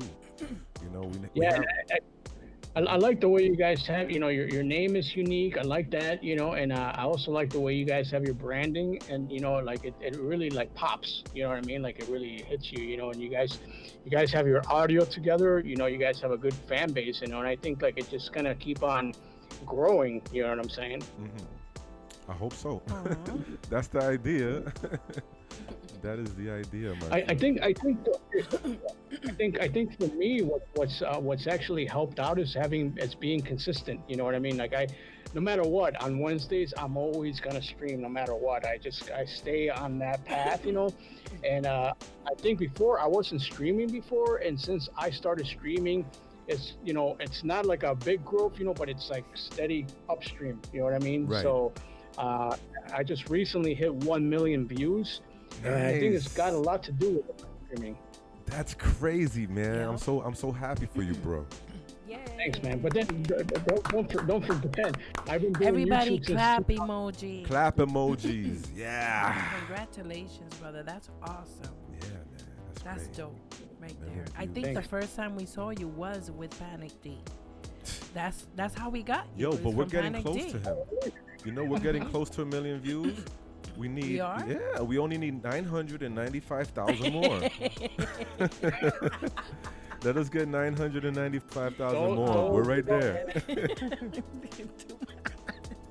You gotta remember though, gotta be I've been doing clowning. YouTube for a decade. I started in 2008. Okay, Oh, yeah. damn. Tell us about that. That's great. Damn, yeah. I started back in 2008, and then basically to get my band, one of my original main bands, Waking Chaos, I wanted to get them on the map. And this is we're talking MySpace. You guys remember MySpace? Oh, wow. Yeah. I remember that. Yeah. Hey, back hey. in MySpace. We got a And then there was MySpace, by YouTube, the right? way. And then so I was like, yeah. So I was like, I need to get my band on YouTube because it seems like a good thing, you know. So I started YouTube to promote the band, you know, and that's kind of where it began. So yeah, so it's been a decade. So it took that long, and obviously I didn't know what I know now back then, you know, or else I'll probably be, you know, a little bigger than I am, you know. But you know, if you just stick to it, you know, just have consistency. And then another big thing is to add value, you know what I mean? So either make somebody smile, give somebody like help, you know, Yep. like as long as you're giving something back to your viewer, I think that's the key, you know, and they will always come back, you know. I think that's how we started from day one, just giving people stuff, just giving ourselves, putting ourselves out there, being real and authentic, not trying to be fake and phony baloney, and that's what we do in our live streams, you know, because that's the type of people we are. We just like helping, and that's why we told you, hey, do you have any tips for aspiring photographers, or, you know, things like that, you know. We're just about helping people and trying to make a community here and trying to bond and grow and make connections and make network. It's all about networking. And that's what you got to do, man. If you ain't about networking, if you got poor social skills, then you need to upgrade your social skills and get out there and start networking, because it's not going to come to your house. It's not going to knock on your door. You have to go look for it, because my mother always said, quien quiere, busca. So that's how it goes. Basically seeking you That's shall very find. true, man. And another thing is that I did want to Yes. say, with us, what you see is what you get. You see these, the reason why we do our live streams the way that we do is it's inspired by our playlist, Viewer Stories After Dark. So most narrators, when we first came on, which was not that long ago, you know, It's in been, October. No, we started. A little more. It's been about 15 months, but we've been out for, it's going to be a year soon. Yeah. We started like 15 months ago. Yeah, we started developing the channel. Preparing, developing. But we started Did uploading. you guys have like YouTube stuff beforehand, before this channel, or no? What do you mean? I mean, we did upload a few things like back in 09, maybe in 08. We, you know, some like video game footage, or maybe like, you know, some family outings and stuff like that, but not like with the intent of, okay, this is gonna be a channel. You know what I'm saying? It's like, you know, oh, let's tell Primo Manuel about our channel, because we haven't seen Primo Manuel in months, and he could check us out what we're up to by going to this YouTube channel and checking our family out, what we be doing or whatever. It wasn't nothing serious. It was just for that. And it was in our personal YouTube Filias, channel. she says 1 million, awesome. Yeah. That's right. And it was 1 in million is awesome, our personal channel, not Dezombified.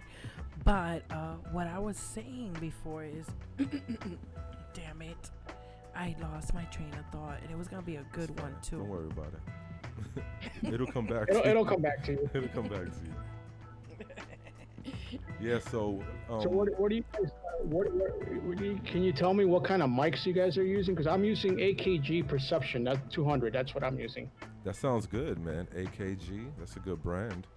We're using Audio Technica, and what's that? Newer B800, M800, something like that. BM8. BM800. Yes. BM800. They're both condenser mics, right, baby? I'm not sure if the brand is newer, but it looks like the newer one. It's about $20. This is about 150, but I bought it on Amazon from the Amazon warehouse, right? Yo, and it's a funny story. So I bought this from the Amazon warehouse for like a buck 20, right? So you save $30, right? So when the box came and I opened it up, it was only a pop filter in there. Oh no! I was like, what is this? I'm not paying $120 for a $5 pop filter. So and the messed up part was it came from Chicago.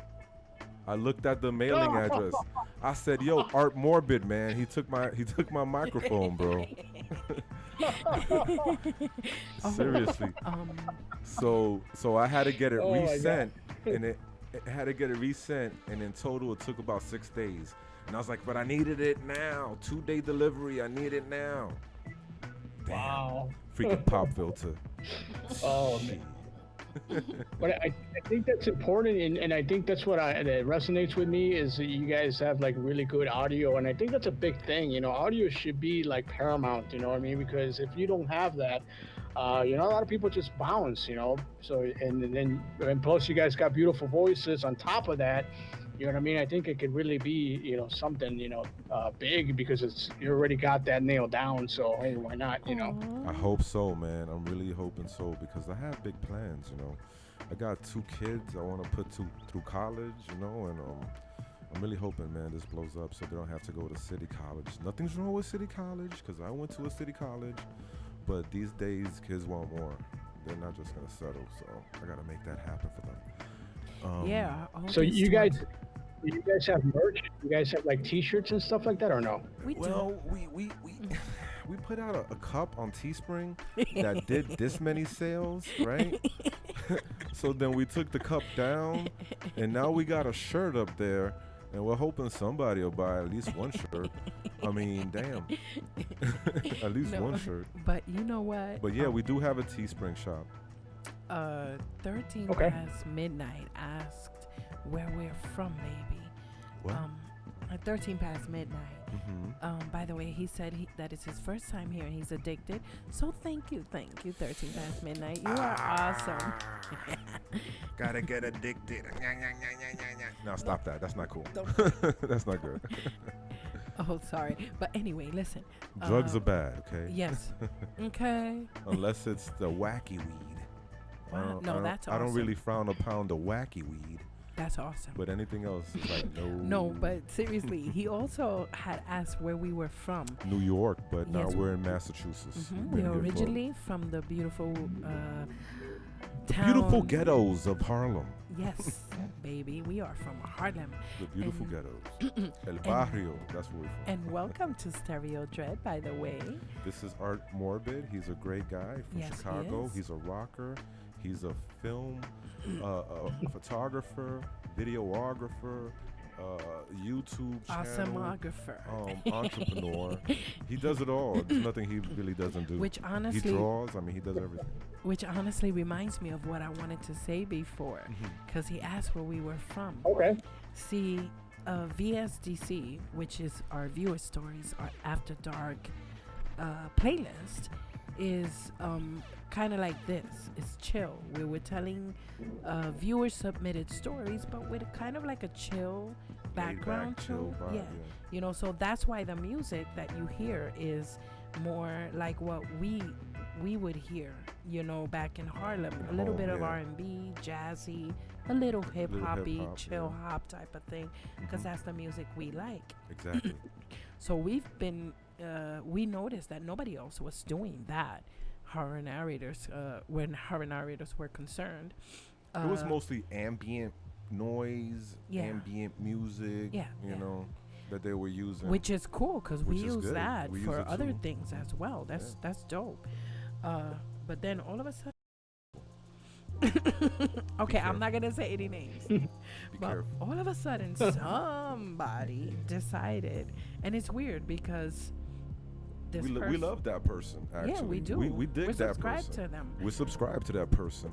If that person would have been like, "Yo, you mind if we, do a little something like the way you doing it?" We would be like, "Hell yeah, man, do it. Go for yours." Yeah, just It's give all us good. due props. Just give us a little props, but we get nothing. We get shat on, shited. Yeah, no, the best part of it is that every time we do something new, like if we have guests on, now they got guests on.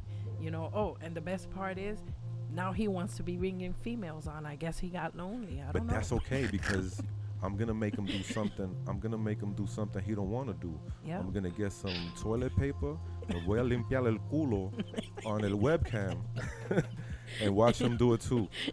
He's gonna be like, "Hold on, déjame limpiarme el culo," because that's the new thing now. Guys, baby, not everybody here speaks Spanish. Let me translate. I don't want them to know. I don't want them to know what I don't know just if you want to said. translate. I do not want to translate that. Leave it as it is. Come on, somebody's gonna do it. It might as No, well be nobody. us. No. Fine, I'm gonna respect you, but I'm telling you, somebody's gonna translate that.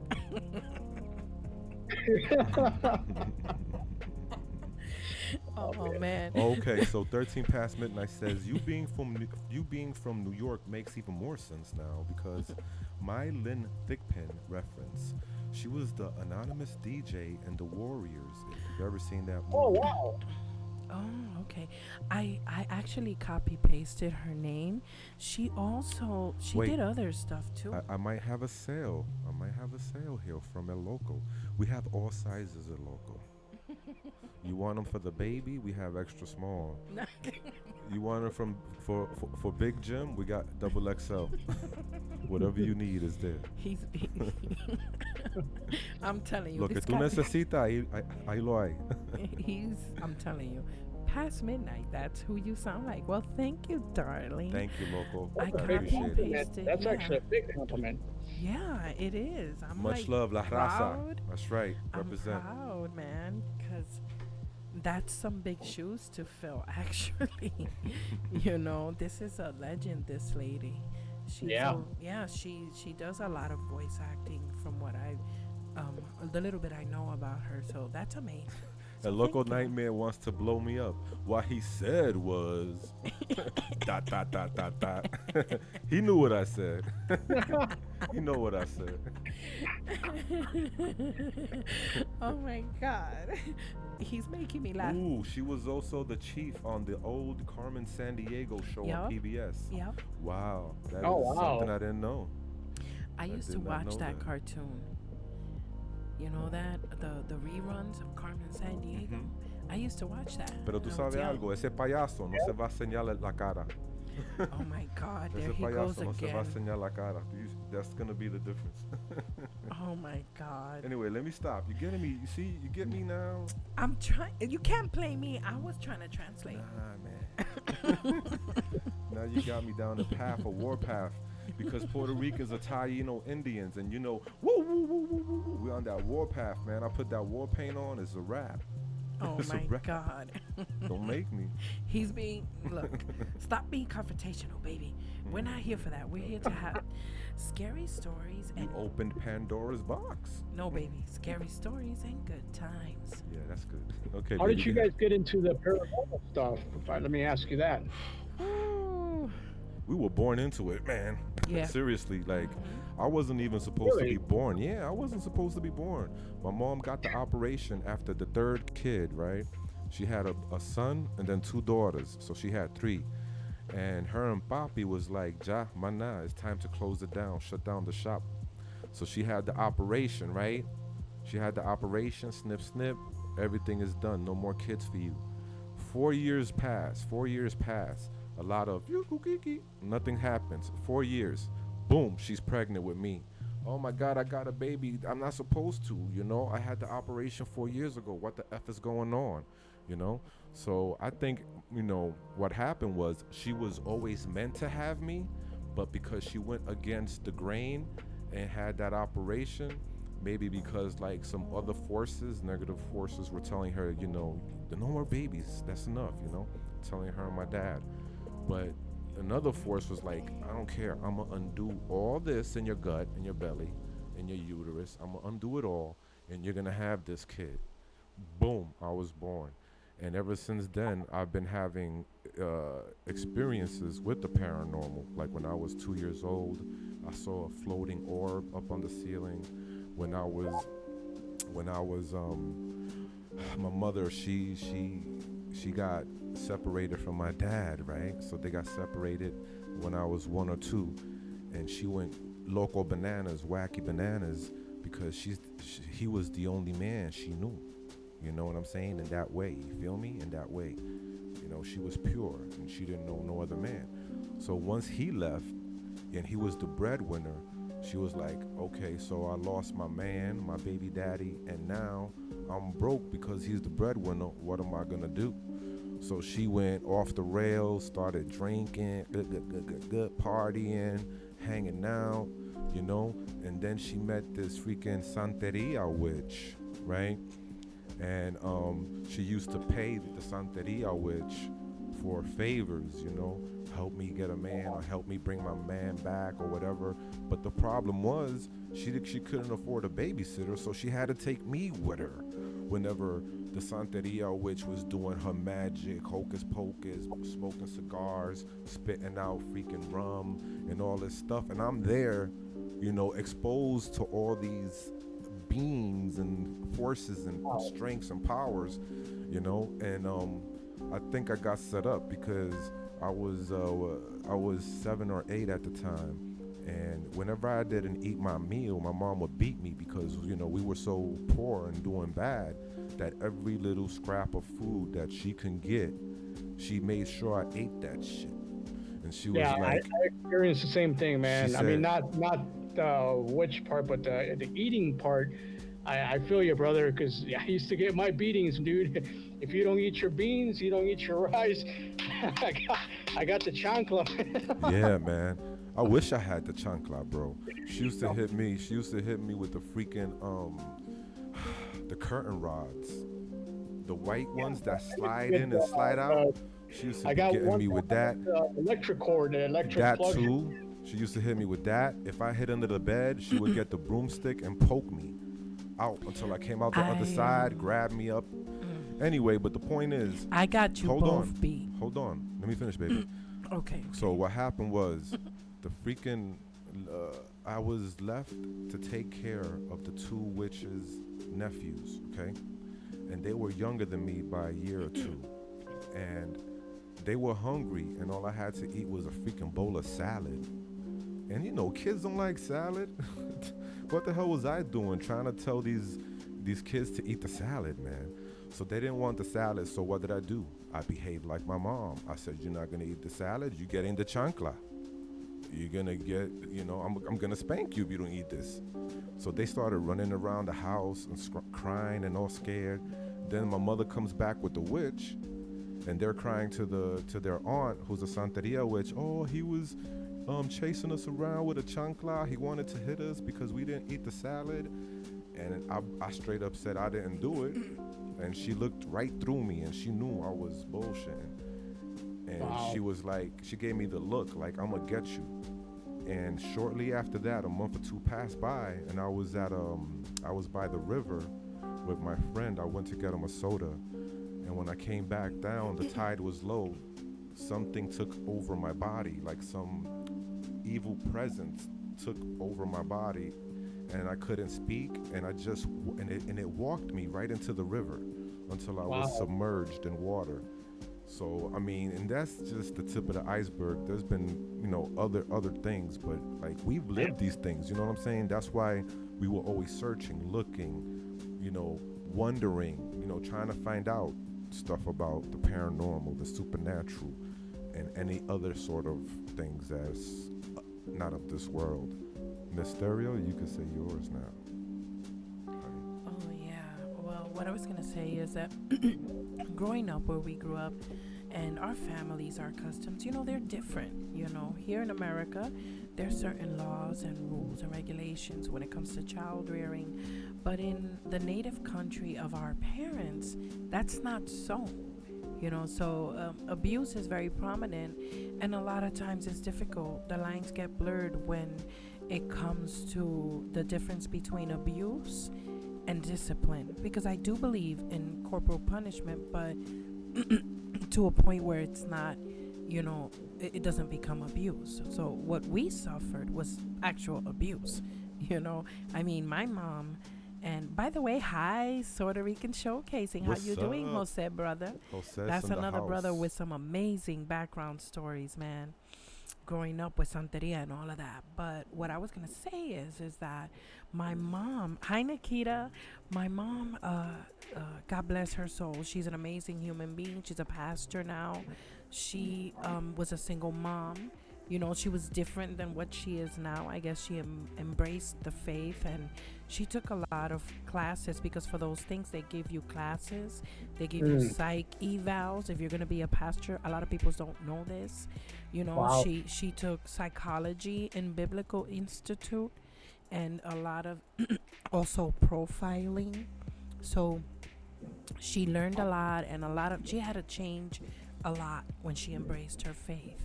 So she ended up, but when we were young, when she was a single mom, it wasn't like that. She wasn't a Christian or anything like that. So she ended up, I got abused too. She was by herself. And Oh, wait, I'm sorry. Go ahead. One more thing before I forget. My mother eventually got her shit straight.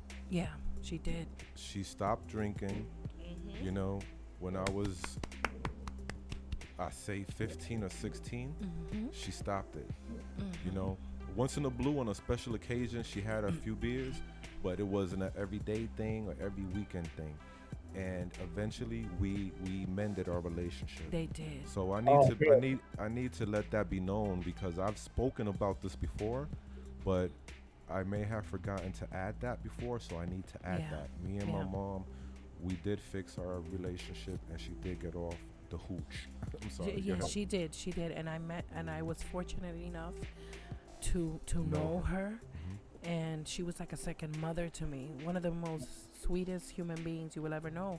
And usually that is the case when a person is either drinking or drugging. They're not themselves. They're not who they are, who they really are inside. And that's why a lot of times I personally believe that when it comes to drugs and alcohol, they call it spirits for a reason, guys. Right. The person changes. It's a possession, really, actually.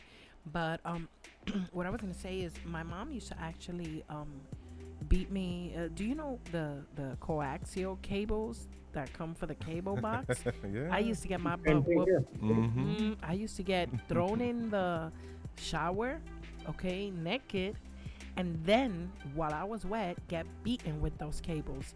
So my skin would be whelped, and I would look like, my back would look like Jesus, like for real. It was crazy. But later on, she got some help. She became a pastor. She's a totally different person, by the way. Helped me raise my kids, like a totally different person. And that's how I know those things are all demonic. They're all spirits. Yeah.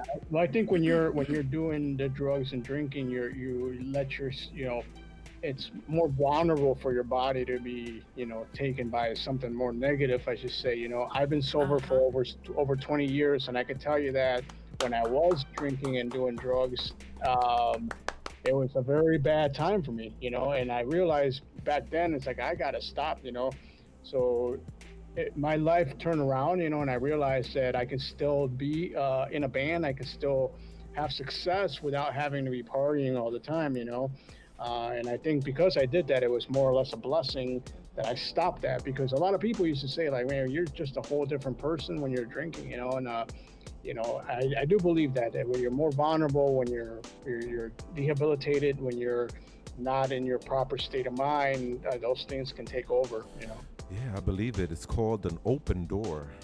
Opening doors to the spiritual realm when you're not in your right mind to fight them off, because your inhibitions go away. Yeah, they do. I think that the only thing I've ever experienced that has never done that ever, in my opinion, I think it has to do with the person, but I don't think weed does that. Demented Centaur, what's up, brother? Thank you for dropping in. We have Artemorbid. He is a musician, a photographer, videographer, YouTube entrepreneur, and an artist. Yep. Thanks so much for that bumper. I appreciate it very It's the much. truth. You It's welcome. the truth. You are a talented brother, you know. It's okay. Better late than never.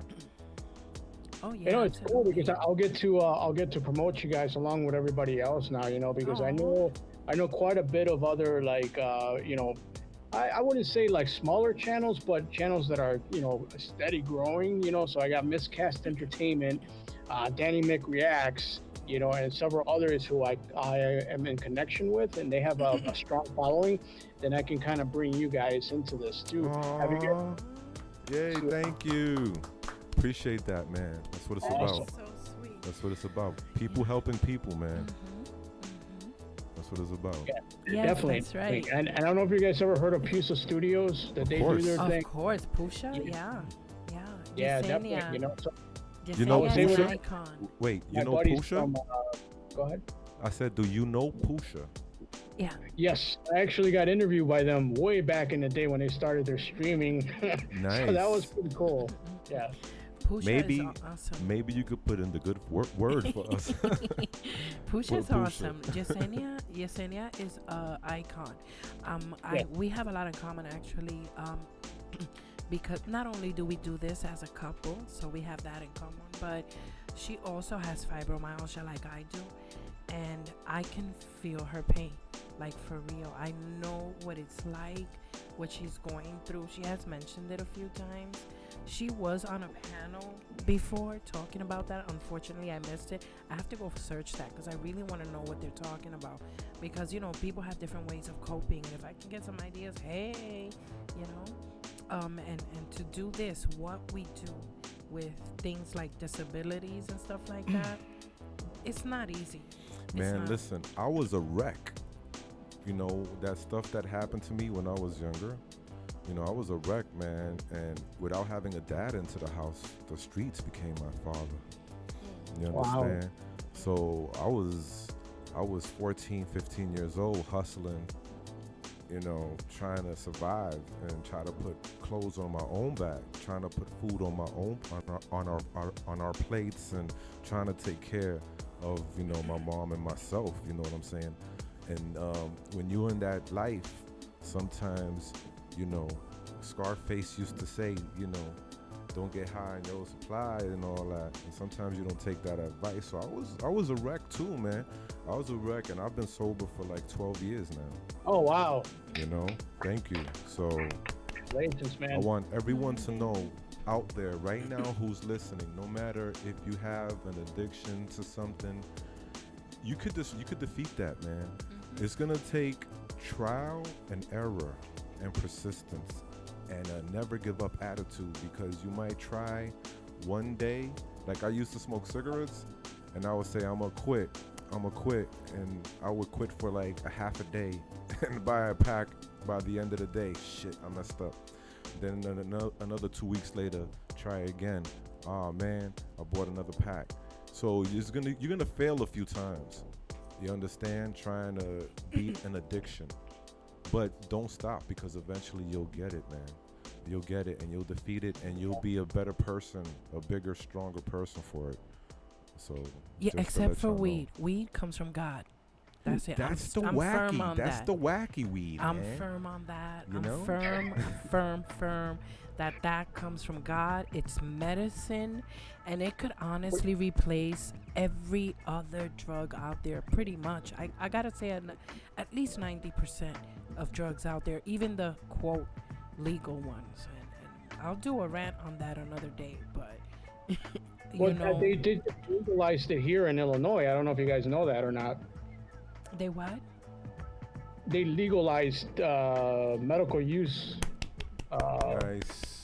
Good. here, and they passed the bill. I saw it on the news. I don't smoke myself, but I'm not downing anybody who does. I think it's great. I wish I could still it myself, but I like to be completely clean. But anyways, that's besides the point.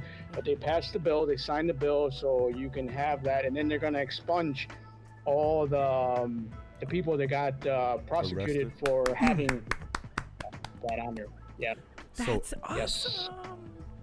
Yeah, check out the news. Just look up Illinois passing the law, and then that they're expunging all the criminal people that got their, just because they had a gram or something like that. That's all getting thrown out. Oh, that is so great. You know what that Oh, I know. When I shows? read that, it's like, wow. I'm like, I can't believe I'm reading this, but it's true. It's not fake news or nothing like that. It's No, real. it's It not. It's really real. Yeah. is. Cool. It's the You know what real that deal. shows? That shows progress. Real That shows deal. progress. It really does. One day we're gonna do a live stream about that and how it relates to the Bible, because guess what? I have a biblical background, guys, and you would be surprised just how biblical the Mary J is. And I'll Listen, leave it at that. I have to ask Frank this. Yo, Frank, have you ever had any experiences that you may chalk up to being like supernatural or anything like that, or paranormal? Um, Let me think.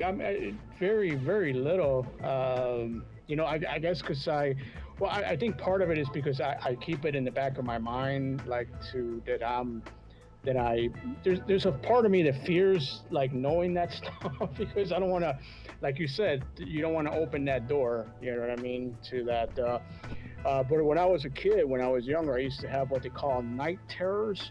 Where you're like half awake, half asleep, and there's things happening to you. Um, Oh or wow. sleep paralysis is what the term is. Mm, Yeah, I've suffered that. me too. Me When I too. was a little kid, I had a couple of sleep paralysis experiences. One of them was I still remember this, and I still remember it vividly. But I had fallen asleep, and I had opened my eyes, and there was a gun being pointed at my face, and one part of my vision can see the gun, and my other part can see the room that where I'm sleeping, and I'm trying to scream and get Right. up, and I couldn't do it. So that was pretty weird. I bet it But was. I haven't had it since. Once I became a teenager and stuff like that, it kind of all went away. It But it's not happened a to good me feeling. too. It happened to me once, shortly. Really. Yeah, shortly after when I almost drowned in the river. It happened to me a few months later. I think it still has to do with that witch lady. So I was awake though for this sleep paralysis. I was actually awake, sitting on the bed, and then I just like laid back to like chill, and I had my feet on the floor, but like I was laying on the bed with my eyes open. All of a sudden, boom! Something just like hit me on the chest. Nothing hit me like Oh, physically. Something like, I guess spiritually, something spiritual like just hit me on the chest, and I was like, and I wow. couldn't breathe, and I was there like gasping. I'm trying to call my mom. And then she came and she was like, "What's wrong, mijo? ¿Qué pasa?" And I was like, "I can't Wow. breathe." And then she just rushed me to the hospital, where of course they don't know anything about that. So they just said, "Here, your son has asthma, so here's this asthma pump inhaler, and make sure he takes this." But you know something, Frank? I didn't have no freaking asthma, because after that, I was able to ride my bike all day, every day, play like 10 games of basketball, Wow. full court, play 4 quarters of football, because I used to play football with the equipment, with the helmet and the pads and all that. So I used to be able to do all that. So I said, man, that was no damn asthma attack. What the hell was it then? So that was definitely like some sort of sleep paralysis, but while being awake, which made it even scarier because it was just, whew, this was intense. I Uh, I am a suff- local nightmare says he's having one at least a week. That's kind wow.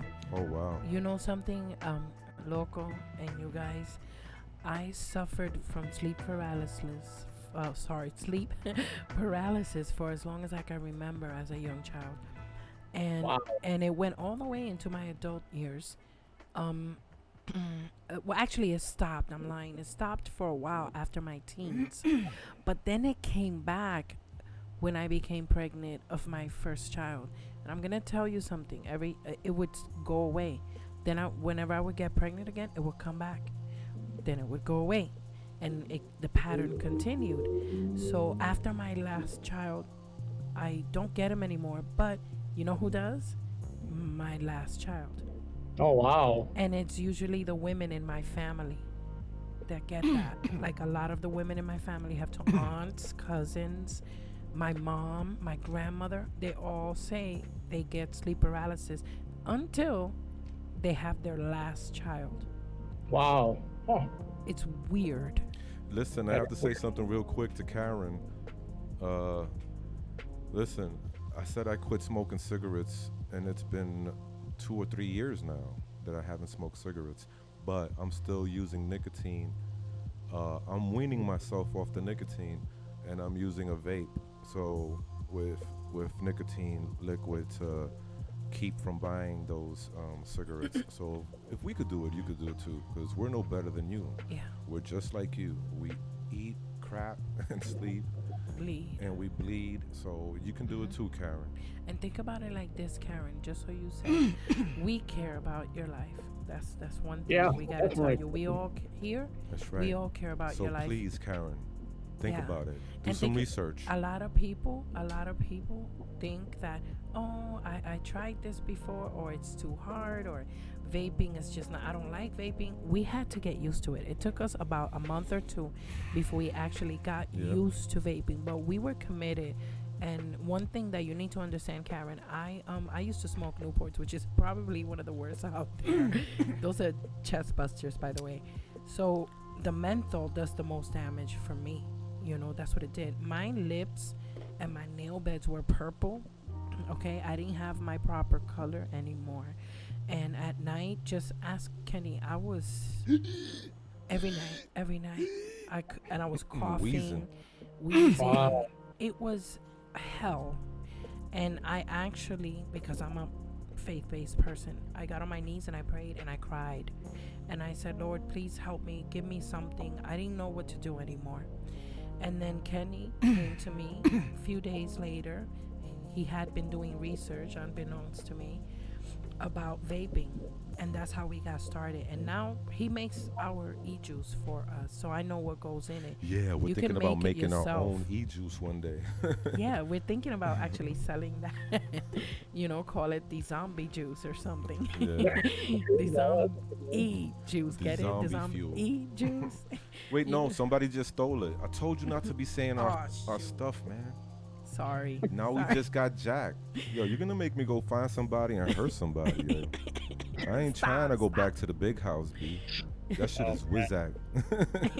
Yo, if you've never been to prison, do not go. It's lame, no fun, and it's dangerous. And no freedom.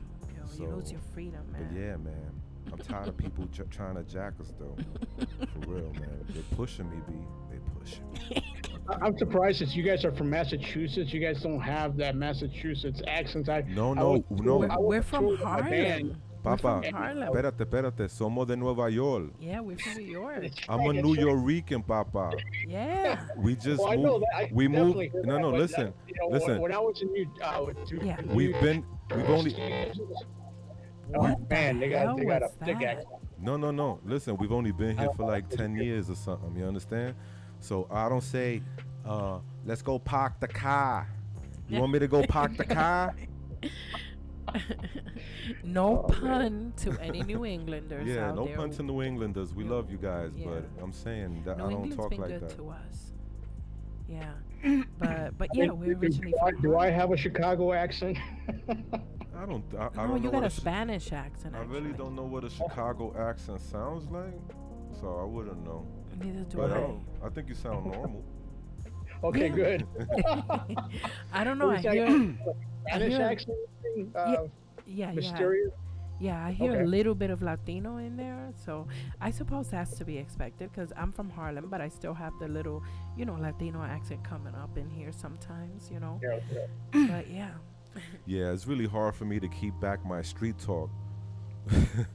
I'll be Yes. ready to be like, yo, B, what, that hoods, but I don't want to. I don't want to be like that right now. you could I want take to the be man just, out you of know the what I'm saying? hood. But yo, we got a shizat out right now.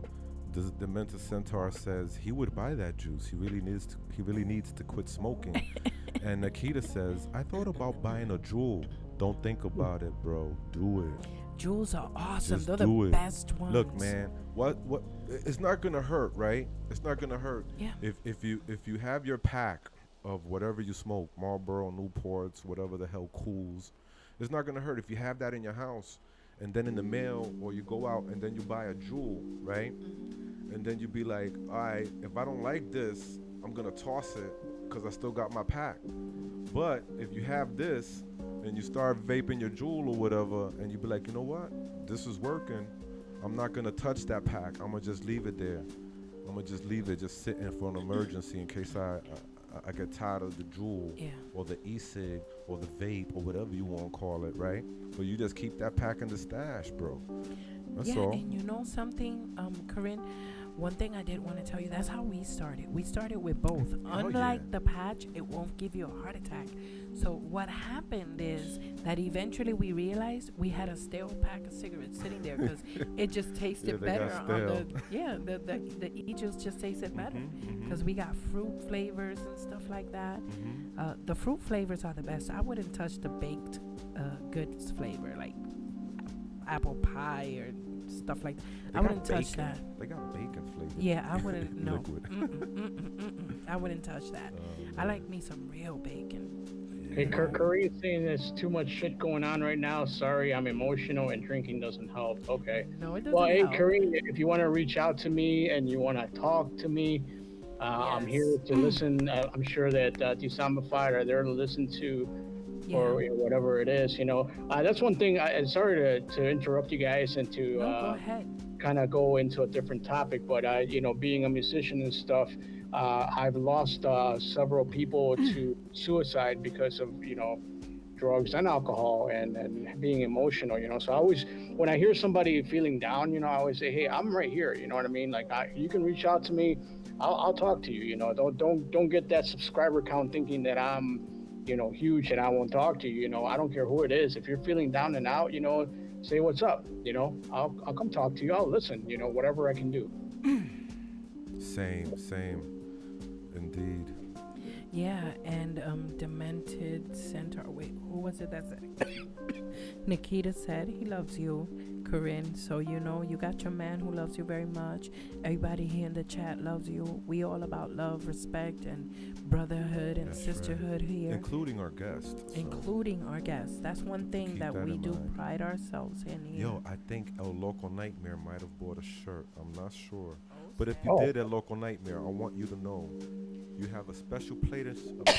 You have a special place in our heart because you would be the first person ever to buy a shirt from us, and we would never forget that. Just in case you did, I want you to know you would be the first, and that's a something. That's a bitch. I'm gonna let you know. Like, I was surprised. You know who gave us our first donation? Our first donation was Panic D Paranormal. Oh wow! They came onto our live stream one night, and we was just there talking, and boom, ding, the little notification went off, like $5. I was like, what? That's crazy. Nice. There you go. And then Jose Puerto Rican showcased, and he gave us our second, which was like $10, and we was like, what? Nice. I mean, it's only been 2, but those 2 mean a lot to us because it means that if at least 2 people cared enough to reach out and bless us with a little cabbage, greenback, whatever you want to call money, dinero, that's something, man. That means a lot to us. So if somebody buys a shirt, even if it's just one, and we only sold 1 freaking shirt in 2 months, that still means the world to us because we're not like these egotistical people that's gonna be like, why aren't people buying more of our stuff? Why they're not giving us more money? Oh my God, I can't believe this. How dare they not give us these things?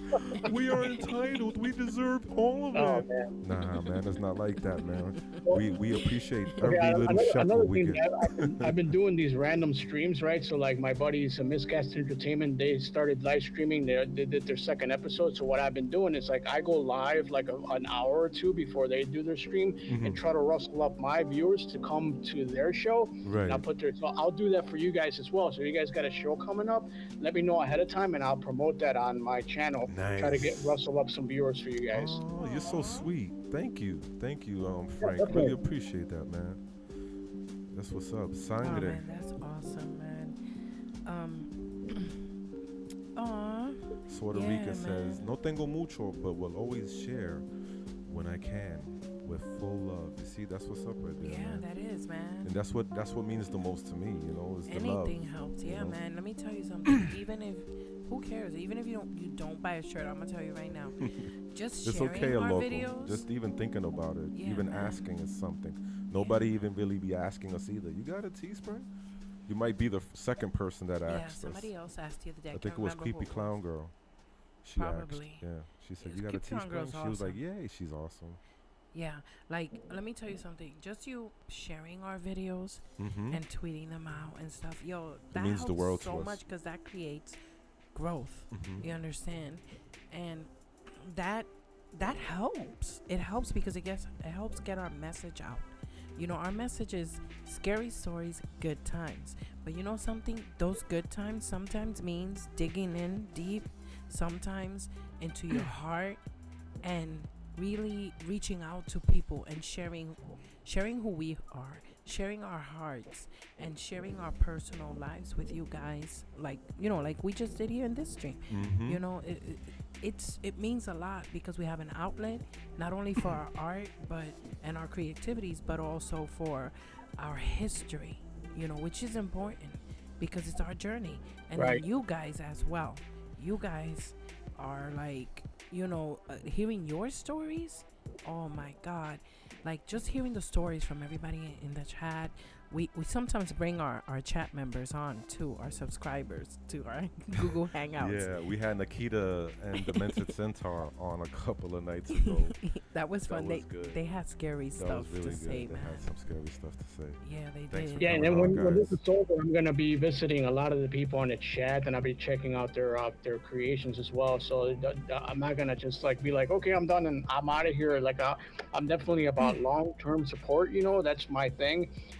So everybody that I meet, I really like to get to know them and what they're all about. You know what I mean? Because I think that's where the really like concrete stuff built. You know what I'm saying? So you gotta do that. You know what I mean? And you build a good relationship with you. So many of you guys are going to be coming at you on the chat. You're going to be seeing me on there, commenting on your stuff. I promise Aw. that. It's great to be connected with you guys. That's right. Thank you. Um, Thank you, and you know Panic something? D, by the way, for bringing us Artemorbid, man, because I would have never known about you if it wasn't for them. So thank you. You want to Oh, know definitely. something? And maybe something you guys don't know about, What? but I'm on a private chat with them on Twitter and Happy Trails Hiking. And after it was all done, Nice. they were all talking about you guys on there, saying how awesome it was, what a great Oh, conversation and everything. Yeah, so that was what they were saying that, and I was communicating with them about that. So you guys were oh, being talked about in private. Man, that means the world to us, bro. You don't know. oh man, That is that's sweet. awesome. Thank you for sharing that with us, man. That's something Thank we've never you. would have known unless you just said it. So, and unless we had you on. So that's amazing. You know something? Yes. We still got those $15 donated to us. We still have it sitting there because we're not using it just for like anything. We want to take whatever money we get to invest it back into the stream, invest Yeah. it back Mm-hmm. into to make a better thing for you guys, for everyone out there. We don't want to just take that loot to be buying a pair of freaking Nike sneakers or none of that, garbage. We want to buy better equipment. We want to get, maybe get Adobe Photoshop or something like we want to buy things for the stream, for Yeah. our content to improve it. We just don't want to buy mierda, you know what I'm saying? Just waste it on caca. We don't want to do that. Yeah, we really Because wanna, first of all, we know how hard it is to get the money. Yep. We know how hard it is to part with the money. So we're Yep. going to respect that money and do the right thing by that money. And if we ever spend any money that we earn, it's going to be from either the Teespring or if we ever get monetized, yeah. then we'll spend that money. But any money that's given to us, gifted, donated, will go right back into the product. Absolutely. For real. Because that's how I learned that in the street. Whenever you make money, you got to put it right back into the product, G, if you want to keep it moving and growing. So, So how far away are you guys from being monetized? Do you guys know your number? man, we're like 2 years away from getting We're like Come on 2 years. now. We're like 2 years away from getting 1,000 subscribers, man. Oh, We you don't gotta even scale have that up, man. 500, man. We I don't don't even think have that's that 500 wrong. subscribers. We don't even got 500, so it's like Dude, oh man. You That's know what? crazy. I'm gonna help you guys, man. I'm gonna help you guys. Aw, Yeah, I'm gonna get thank you guys to you. 1,000. Yeah, Aw, come I'll on. do my best to get you guys there. Yeah, because you know what? It seems hard, but like once you get in a rhythm, you know what I mean? Like you guys are getting in your rhythm of the streaming and everything you've done so far. You know what I mean? And it's gotten you this far. Now you just gotta ride that wave. You know what I mean? And keep grinding along, and it's gonna come faster. You know what I'm saying? So as long as you stick with it, you're gonna be okay. You're gonna hit it. Oh man. Well, thank you for those encouraging words, man. Yeah, when that's, it's good when you're having a bad time, a bad season, and someone comes along and gives you words of encouragement, man. It can Yeah. really make a difference. it does. We've been blessed. We've been blessed, and I don't use the word blessed lightly because it means a lot to me. With not only amazing subscribers, we've had good luck in finding mentors and Mhm. fellow creators, Mhm. people like you, Panic D, Timey. I know you know Timey, Tiny right? lives. Yep. Yes. You know Oh, yes. Timey. Dark And Waters. Dark Waters, who is one of our mentors as well behind the scenes. He's amazing. Yeah, he Our is. subscribers like Creepy Clown Girl, Karen. Wait, you forgot Panic D Paranormal. They're Oh no, also yeah, well, mentors to us. absolutely, They be helping absolutely. us out a lot. Hell yeah, hell yeah. Puerto Rican showcasing. He's Mhm. one of our He's subscribers and a contributor, so and thank a you. contributor. He is as well. We've done some amazing collabs with some amazing people here on YouTube that we never thought we would be able to cross paths with as collaborators. So we got lucky and we got blessed with some really cool people, man. And I tell you, I honestly have really high hopes for the future of Dezombified because we got a lot of plans, man. All right, we got a lot of plans. I'm gonna tell you one We're of not them. gonna Not share now. 'em, though. Not now. I'm We're gonna not tell sharing you. them. I'm gonna tell you behind the scenes. I'm gonna tell you. You know who I'm gonna tell you and Jose in the chat are the only two who are gonna know this particular one because it has to do, with something that we got in common. That's what's up right there.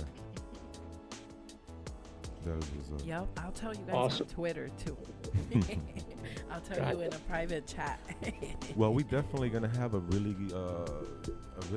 good live stream after this one. So we're gonna send you the thumbnail for that. Maybe you could help promote it then, like you said. If I you send you a want. thumbnail of the Yeah, next so- episode before it comes out. There goes the ghost mic. Is the ghost mic messing don't with know, you, baby? something's Again, the wrong with mic, this the arm. microphone ghost. We have a Something wrong. microphone ghost that moves the mic around a lot and messes with it. Wow. It's actually really Kenny dreadful. He doesn't realize he does it, but he messes with the mic a lot. And then when the when the spring gets a little loose and starts going up and down, he doesn't realize he's the one that did it. So I call it the microphone ghost. I'm a little fidgety sometimes, man. yeah. He's very hyper and fidgety, but it's because it's really a testament to how hardworking he is. I'm gonna tell you something, and I'm gonna gush right now. So brace yourself, baby. You're gonna get giddy? Yes, I'm gonna get giddy. Listen. He doesn't like it when I do this, okay? But at You're the embarrassing me, man. let me tell you something about this man. This is why I love this man so much. It's because, as many of you guys know, I'm disabled, okay? Not only do I have fibromyalgia, but I have a lot of issues like sciatica and a lot of pain problems, things that cause me pain, okay?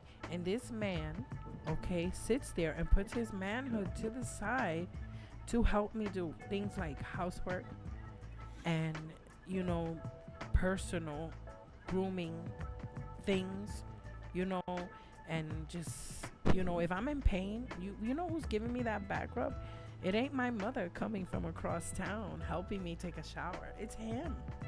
So big Wow. ups to husbands who and wives, any somebody who's living with a person with disabilities and a person who suffers from pain and chronic fatigue, big ups for you guys that take care of your family members and people with disabilities. He's my caretaker, and I gotta give that to him.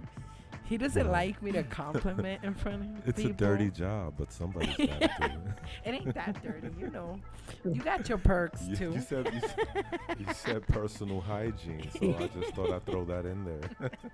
It's a dirty job, but somebody's got to do it. Yeah, and in case you haven't noticed, he a clown too.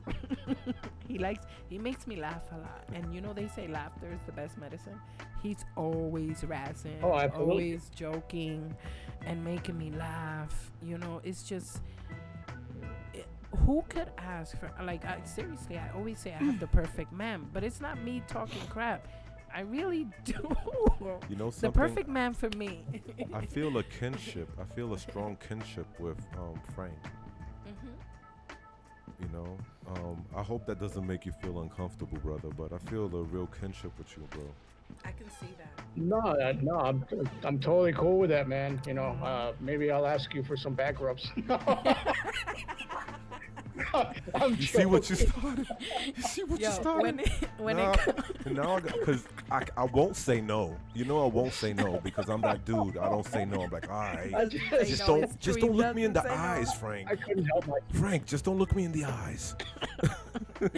Yo, when it comes to you, Frank, and Puerto Rican, I think there's a real kinship with you guys. If the three of you was hanging out, that's good. I'm glad. It would be dope, man. Yeah, it would be. That would be great. Yeah, definitely, man. Definitely. Just remember, don't look me in the eyes, Frank. Well, see, I Rub think your back. to bring it back to the synchronicity, a lot of stuff doesn't happen. Everything happens for a reason. You know what I mean? And so somehow, some way, we are meant to be talking to each other, and that's probably like the inner workings that we feel on the outer side of it, that we don't see, that energy force that brought us in connection with each other. Yeah. It's all about this. Right now it's about this. Separation, fighting. It's supposed to be about this. You know what I'm saying? Yep. It's true though. It's absolutely true. I think, you know, earlier today, we were cleaning because we do that. That's another thing we like to do together. We like to clean together. I'm not even lying. There's 3 things we like doing together: Dezombified, cleaning, and I'm not gonna say the third. Hey, you know something? Now, wait a minute. Prayer. Wait a minute. Prayer Hold on, is important. We do espérate. that together too. Pero espérate. Now I got a third person I need to be giving back rubs to, a local nightmare. He says, what? What the hell? Y yo qué? Pero. So now I got 3 people now. It's all good. I don't mind. A local nightmare. Just don't look me in the eyes. You're gonna have to add masseuse to the Teespring shop. Just don't look me in the eyes. Okay. Dustin Fleming, what it is up, yo? Hey, Dustin dude. Fleming, say hi to Artemorbid. Artemorbid. He is a How you doing, YouTube Dustin? creator. Good to meet you, brother. He's a YouTube creator, a photographer, videographer, a rocker, does it all. Yep. He says, "Hey people, how are you? Sorry I had to go away for a bit. I couldn't finish the." See, I was reading that. That's No, rude. go ahead. I'm sorry. I can't read through there. I'm sorry. How am I supposed to read Guys, through that? I'm so sorry. I keep forgetting. Look, because I'm Sorry. managing. I'm managing 2 PCs behind the screen. Yeah, so. she's doing 2 PCs. Next week is gonna be 3 PCs. Oh, wow. Anyway, he said he had to go away for a bit to work, and then he got distracted. It's okay, brother, because we're still on here. So, you know, if you have any questions for Artemorbid, let us know in the chat, and he'll get to your questions and answer. And anything hey, you have. while you're at work, put it on speaker. You never know who might be listening behind the scenes, and they might ask you, "Hey, who's those guys you're listening to? I like them." And then you tell them all about Dezombified stereo track. Okay, thank God. A local nightmare says, "No, Papi, I won't." Thank you. I appreciate that. That's gonna make it really uncomfortable. Hey, so, dude, here's a little YouTube tip for you guys. So, wait, on your streams, do you guys ever edit your streams after they're done on the archive or no? Actually, we don't, but we should.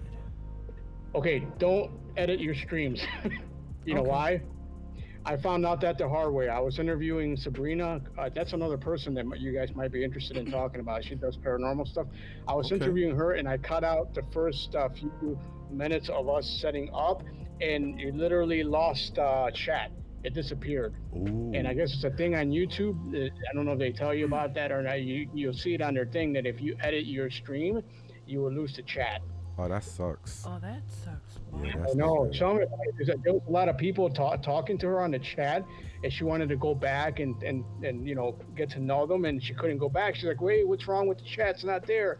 And then I looked on the video guidelines for live streaming. It literally tells you if you edit that stream, it becomes like a regular video, and the chat disappears.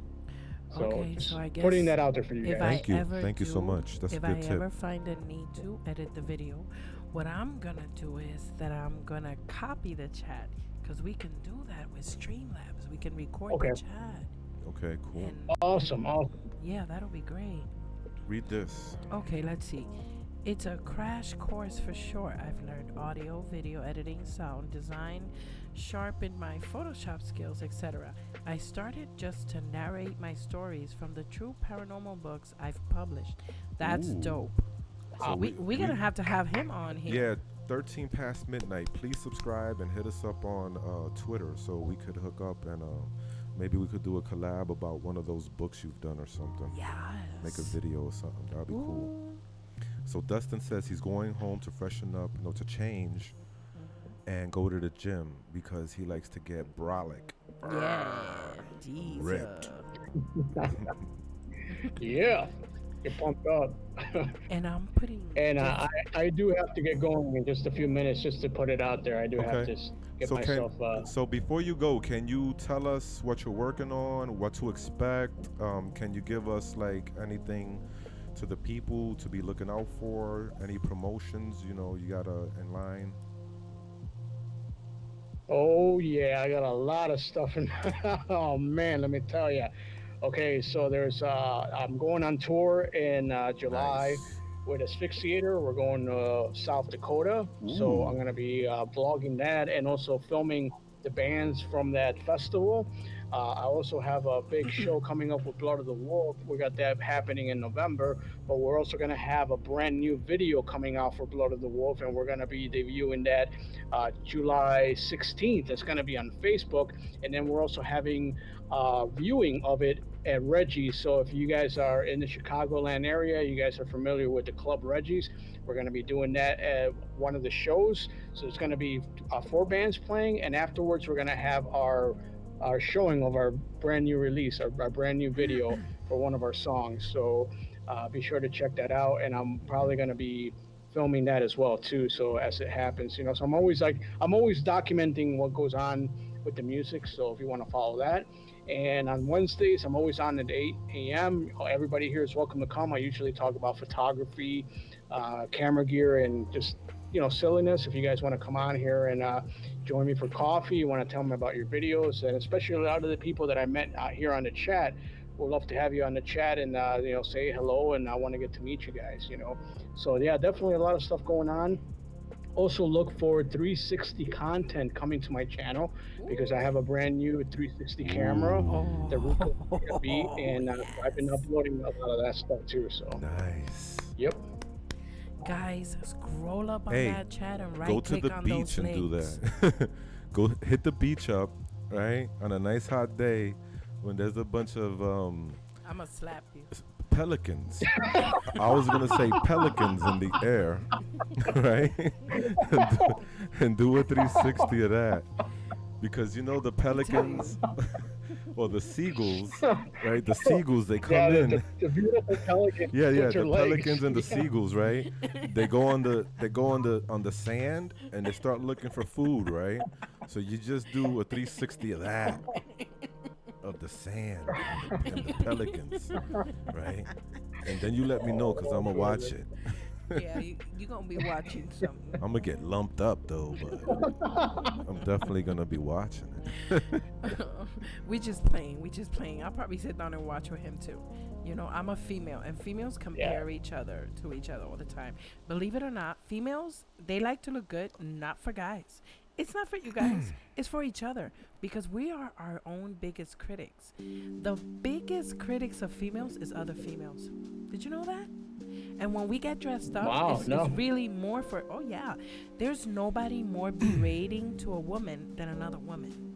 And people, you know, with Wow. all this stuff coming up now about girl this and whatever the heck, and the hashtag yo también crap, you know, it's really women. We are the ones who do it to each other It's- more than guys. It's the opposite for men, well, at least for me, Mhm. because I know whenever I'm doing my hair, getting a Mhm. haircut, putting on cologne, It's for it's me. not for another man. It's for me.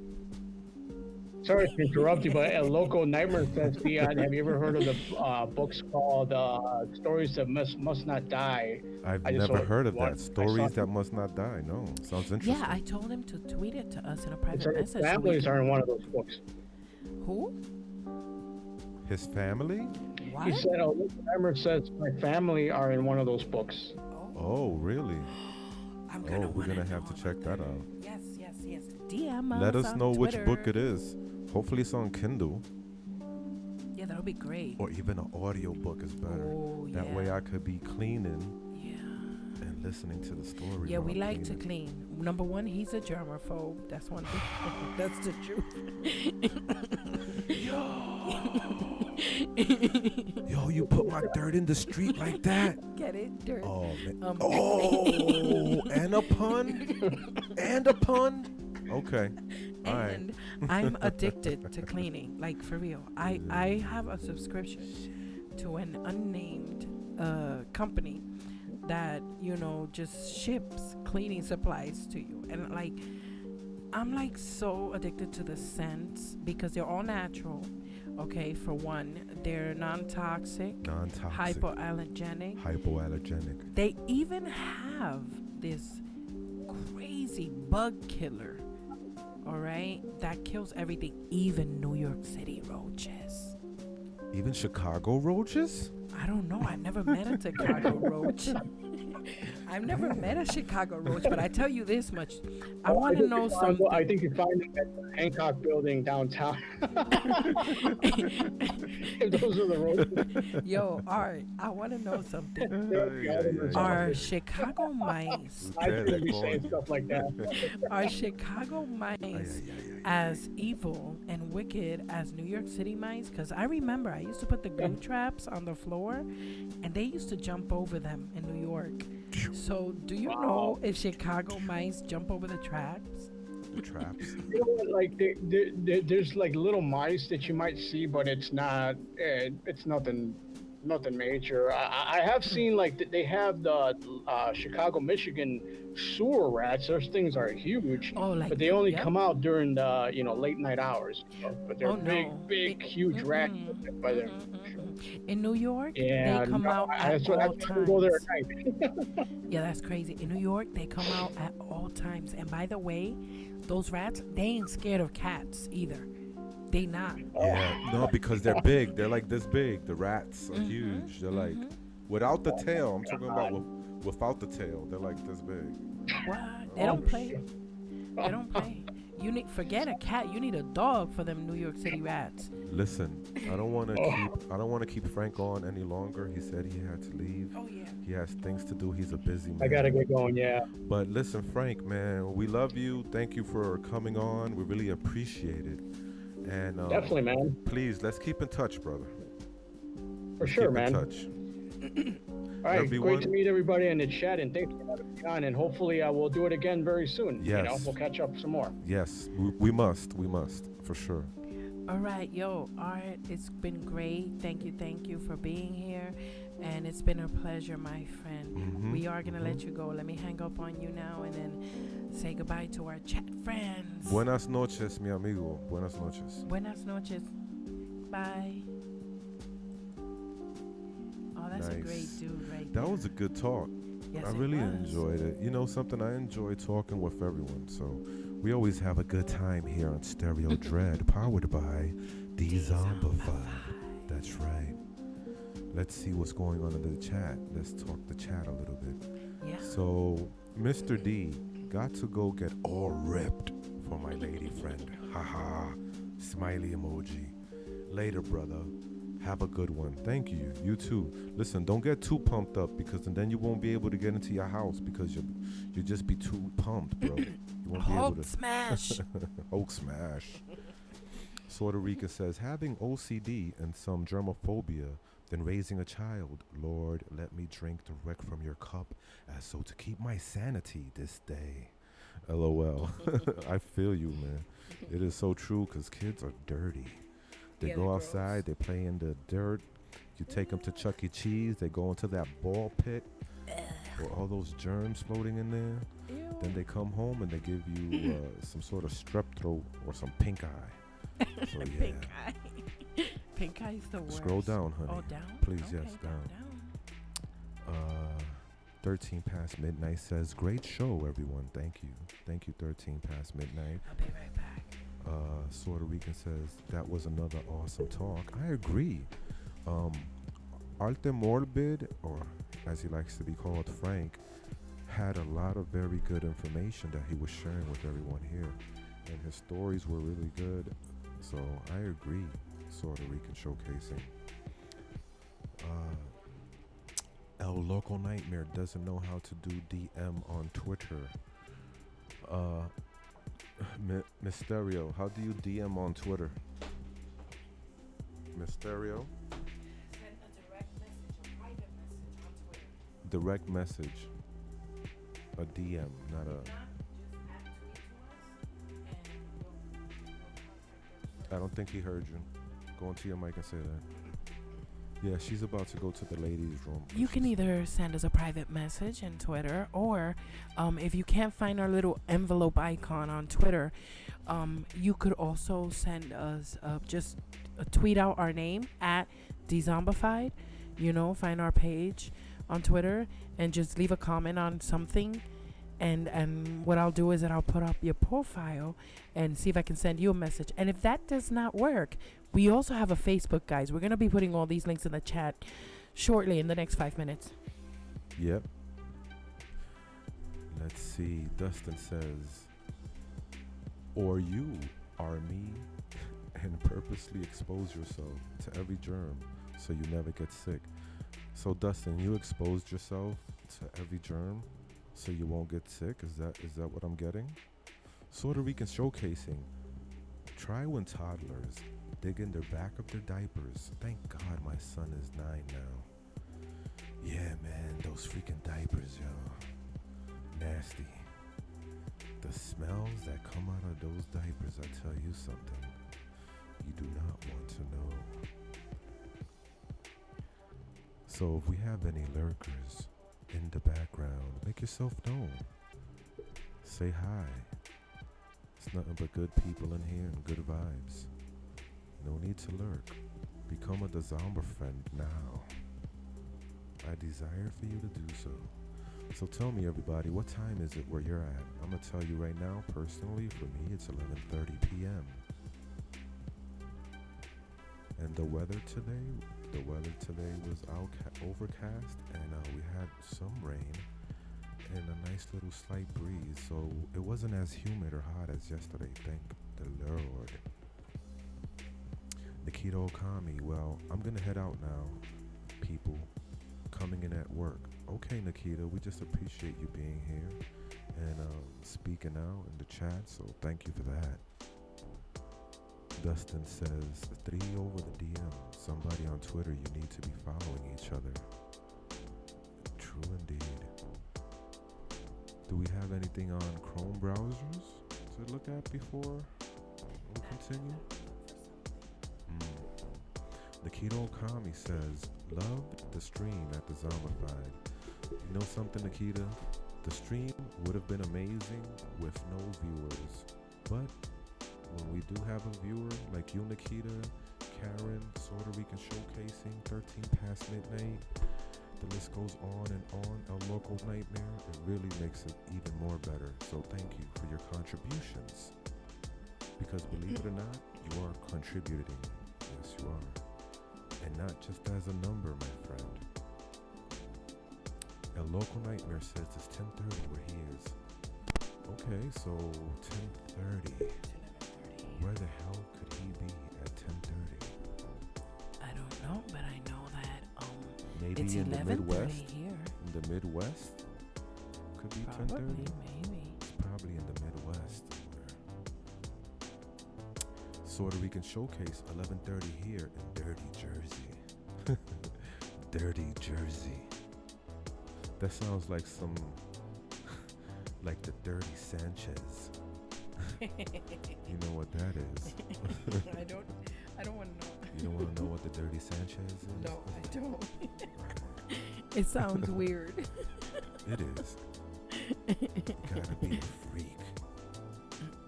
Oh man, that's how you guys, man. Had to help. So you and L could exchange DM on Twitter. Thank you, Dustin. How's your new girlfriend doing, man? So you're pumping up for your new girlfriend? What's going on with that? Which one? Because it seems to me like he might be getting several. Wait a minute. I know you're not cheating on CCG and Philia. Because if you are Dustin Fleming, then we got problems. Because those two are really special to us, man. We just Don't do playing. it. We playing. Don't do it. So a local nightmares from Chi-Town. That is what's up.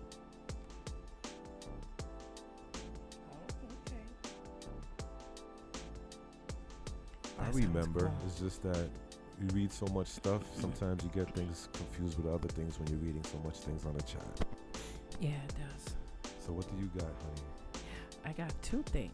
Okay, share. But before, let me pull them up here in the chat, and you can keep entertaining these guys with your amazing, amazing vocal abilities. But I'll be pulling it up in the meantime. So go ahead and talk to our people. No, you talk. I've been talking already a Aw. lot. I need some water. My mouth Here, is baby, getting here. dry. Here, baby. Here's some water, papi chulo. Here we go. I hope this is bottled water. Yeah. Yes, I forgot your That's germ. when it comes. No. When it comes to water, I'm a snob. I like bottled water. Yeah, filtered seriously. water. I do not really enjoy drinking tap water. Anybody else hates drinking tap water? Give me some sort of emoji, a cactus. Give me a cactus emoji if you hate drinking tap water. Yeah, because, like, that's the same thing. That's Yo, for I sure. used to drink crazy tap water when I was young. I used to drink it right out of the fire hydrant in the summer when it would get hot in the city. Man, fire hydrant people would with turn on water is the- awesome. People would turn on the fire hydrants to wet each other. They would use cans to make like a spout, and we would run through the waterfall, I guess you could say. But I used to be chugging that damn New York City tap water. You funny, baby, for real. No, okay, guys. But yo, check this out. This is so cute and weird, though. Let's see if you guys. Let's hear. Wait. What? Before Dustin goes to work out. Oh well, you already put it on the screen. So go ahead. Let's read it. Oh, okay. And then I'll say what Dustin has to say. Okay. So go ahead, you read it. I'm thirsty. Handlers thought that this owl was male for 23 years. And then he laid an egg. Let's see this here. An eagle owl named Kaun lived for 23 years at a sanctuary in Gloucester, England. For that whole length of time, its handlers thought he was a male. Then, according to Vincent Jones, founder and trustee of the sanctuary, it laid an egg. Okay. And it said it wasn't fertilized. Oh, how cute. Look at this owl. Isn't he cute? He's adorable. Wow. Oh, and he says the handler, Vincent Jones, I guess is his name, said that he suspected Kong was also surprised to have laid an egg. Wow. And this is in Live Science magazine. So that's wow. Could you imagine? 23. Look at the little egg. Oh my goodness. Oh wow. He's checking it out. Like, what the heck is. Well, she's checking it out. Like, what the heck? What? It turns out it's a girl. Oh my goodness. That's so cute. Oh man. Wow. I'm going to put that link in the chat. That's for sure. Let's see. What's the next one? Oh yes, an enormous cotton candy explosion in this school. They had a chemistry lab here. That is so cute. Here, guys, I'm putting the link of the. Oh, why does it? I'm gonna put the link right now of the owl article right in the chat. It is Mr. Dressful turn to use the facilities, so you guys can check that out afterwards and see what's going on over there with that. And so yeah, that is so cool. Damn, I want to see that again. Wait a minute. That is so cute. I love that. You know, it's so cool when kids can learn science and have fun at the same time. When they can learn anything and have fun. Look at that. Oh my God. That's like, whoa. What the heck? Look at that. Dude, you got cotton candy for days there. I want that formula, dude. Dude, that's awesome. Okay. Could you imagine? 3 cups of powder into a bin of red liquid. Cool. I'm gonna have to look up that recipe, see if that's actually cotton candy. Baby, did you see this cotton candy explosion? Look at this. In a school. Can't play that, No, as long as we don't play the audio. Oh. You know, look at that. Look at that. Look at that. Look at that. Yeah, I muted the site. Look at that. Ooh. That's cotton candy? Nice. Hell no, look at that, look at that. Oh, wait, that looks demonic. What the hell was that? You saw that ghost just apparition just. That wasn't an apparition, man. That's cotton That's candy. a freaking pink demon. It says enormous cotton candy explosion in kids' chemistry lab. Look at that. Oh my God. Oh, you can eat cotton candy. Wait, when you paused it right there, it looks like something else. A matrixing. Yes, you're matrixing, baby. Oh It's my not God, a demon. No, not that. It looks like something else. Okay, well, I don't even. Do I want to know? No, it's X-rated. Okay. You don't want to know. See, that looked like a freaking monster. Oh my God, look, it's like a cloud up there. That's dope. Got some in my eye. Oh man. With you is everything. Oh, Okay, man. I'm done. No, you see, that looks like a. Yeah, that's crazy though. That looks like a. Apparition. Yeah, I know. Whatever, man. Man. Why you guys seriously, like, for real? Because my mind stays in the gutter. Yeah, I see that. I see that. You see? Behave, baby, behave. We got children. How you think they got here? Boom. I know, right, Mic Jose? Mic drop on that. Sugar high for weeks. Ectoplasm, says Sort of Rican Showcase. Sugar high for weeks, indeed, or an overdose, right? You're gonna OD on the sugar. Hey, this week I can share some shadow people experience I've had, of course, at mi abuela's. So when I was young, for some young stupidity and trying things. Okay, this week, good. We're gonna get Sort of Rican back on this week. Gonna have to coordinate that so we could get Sort of Rican back up on here. Let's see. Let me get back to Dustin. He says, well, me and the one I have been dating broke up with me on Sunday.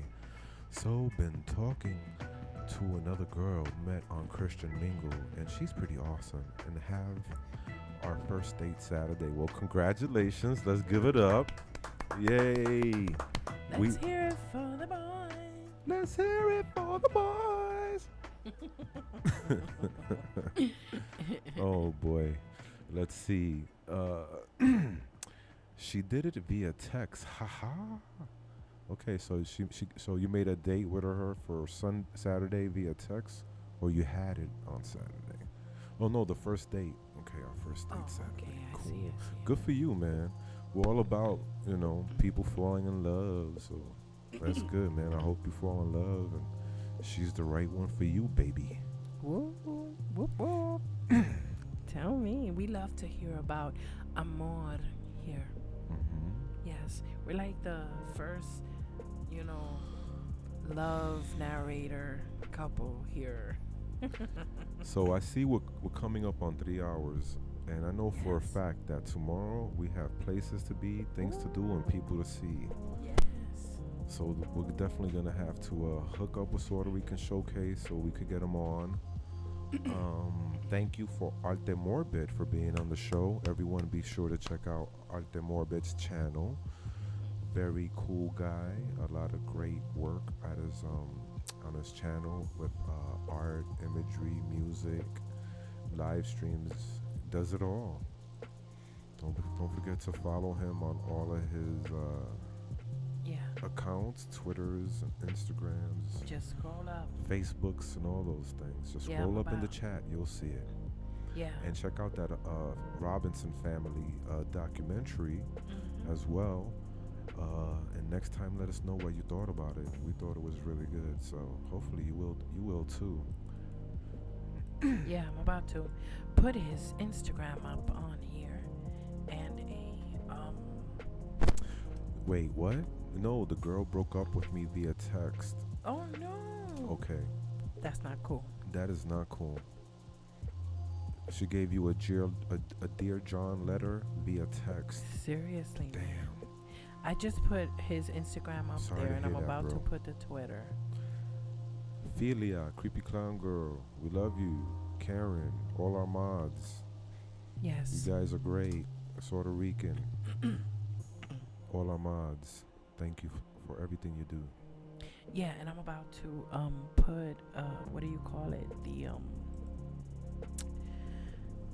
all of our morbids. I'm gonna put it in the comment section Yep. and I'm gonna pin it. Yep. All of his social medias there, so you guys can't miss any of it as well. Indeed. I'm gonna go back to all of our guest videos and do that. I'm gonna pin all of their social medias as the first comment when you go to our to watch the video, and it's worth watching them even though they're earlier streams. It's good to watch because you get to know more of the type of people we are interested in and the type of people we listen to as creators, because we also listen to other creators as well, so it's worth going back and checking out all the history and the chats, and when you guys are in the chat, by the way, if you want to see all of the chat, little trick, switch it from top chat to live chat in the settings. That way you get all of it, because for some reason YouTube by default puts it on top chat, and really what you want to hear is live chat. That's what you want to look at, because that way you get all of the chat.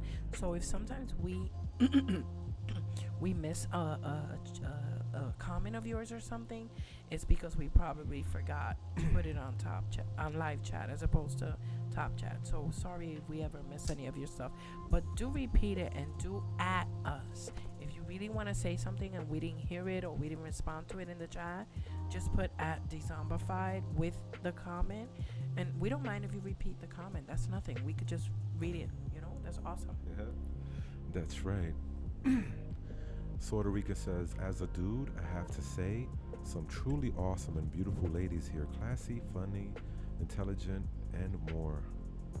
Mods are awesome, and thank you for holding it down here as well. Well, thank you, Puerto Rican Showcasing. I'm just gonna call you Jose. That name is too long. I'm just gonna be like Jose, because we already know each other, right? Yeah. Ya somos familia, so I'm gonna just call you Jose, alright? And Jose, by the way, do you know that you have a blue wrench as well? That you're one of our mods, in case you didn't know. That's right. You got a blue wrench, Papa. Dustin says, it happens. Sucks for a few days that I moved on. But thanks all for the support. I sent you a tweet at Dezombified. Okay, great. Sort of, Jose, I almost did it again. Jose said, yeah, that's fine. That works. Oh, man. Who's the 10th viewer? Now we got a 10th one because we about to bounce. Oh, now we lost 2, so now we got 8, so we good now. Now we could bounce with no problem. But yo, we love each and every one of you. You know, bless you. Have a great night. Have a great week. You know, don't forget to check out some of our videos throughout the week. Help us get some views and some watch time. That'll be great. Awesome, gracias. And I'll try not to let the title get to me. Okay. Yeah, don't let that title of mine go to your head. Guess what, Dustin? You have a wrench as well. Dustin got a wrench too. The Blue Crew's in the hizzy. You get a wrench. You get a wrench. You all get a wrench. I want a wrench, but where's mine? Baby, we got like 2 of them in the kitchen downstairs. Come on. He said thanks. Excuse me. He said thanks. You guys rock. Thank you. You rock too, brother. Anyway, so as you can see, I turned off the light in the back, which means it's closing time.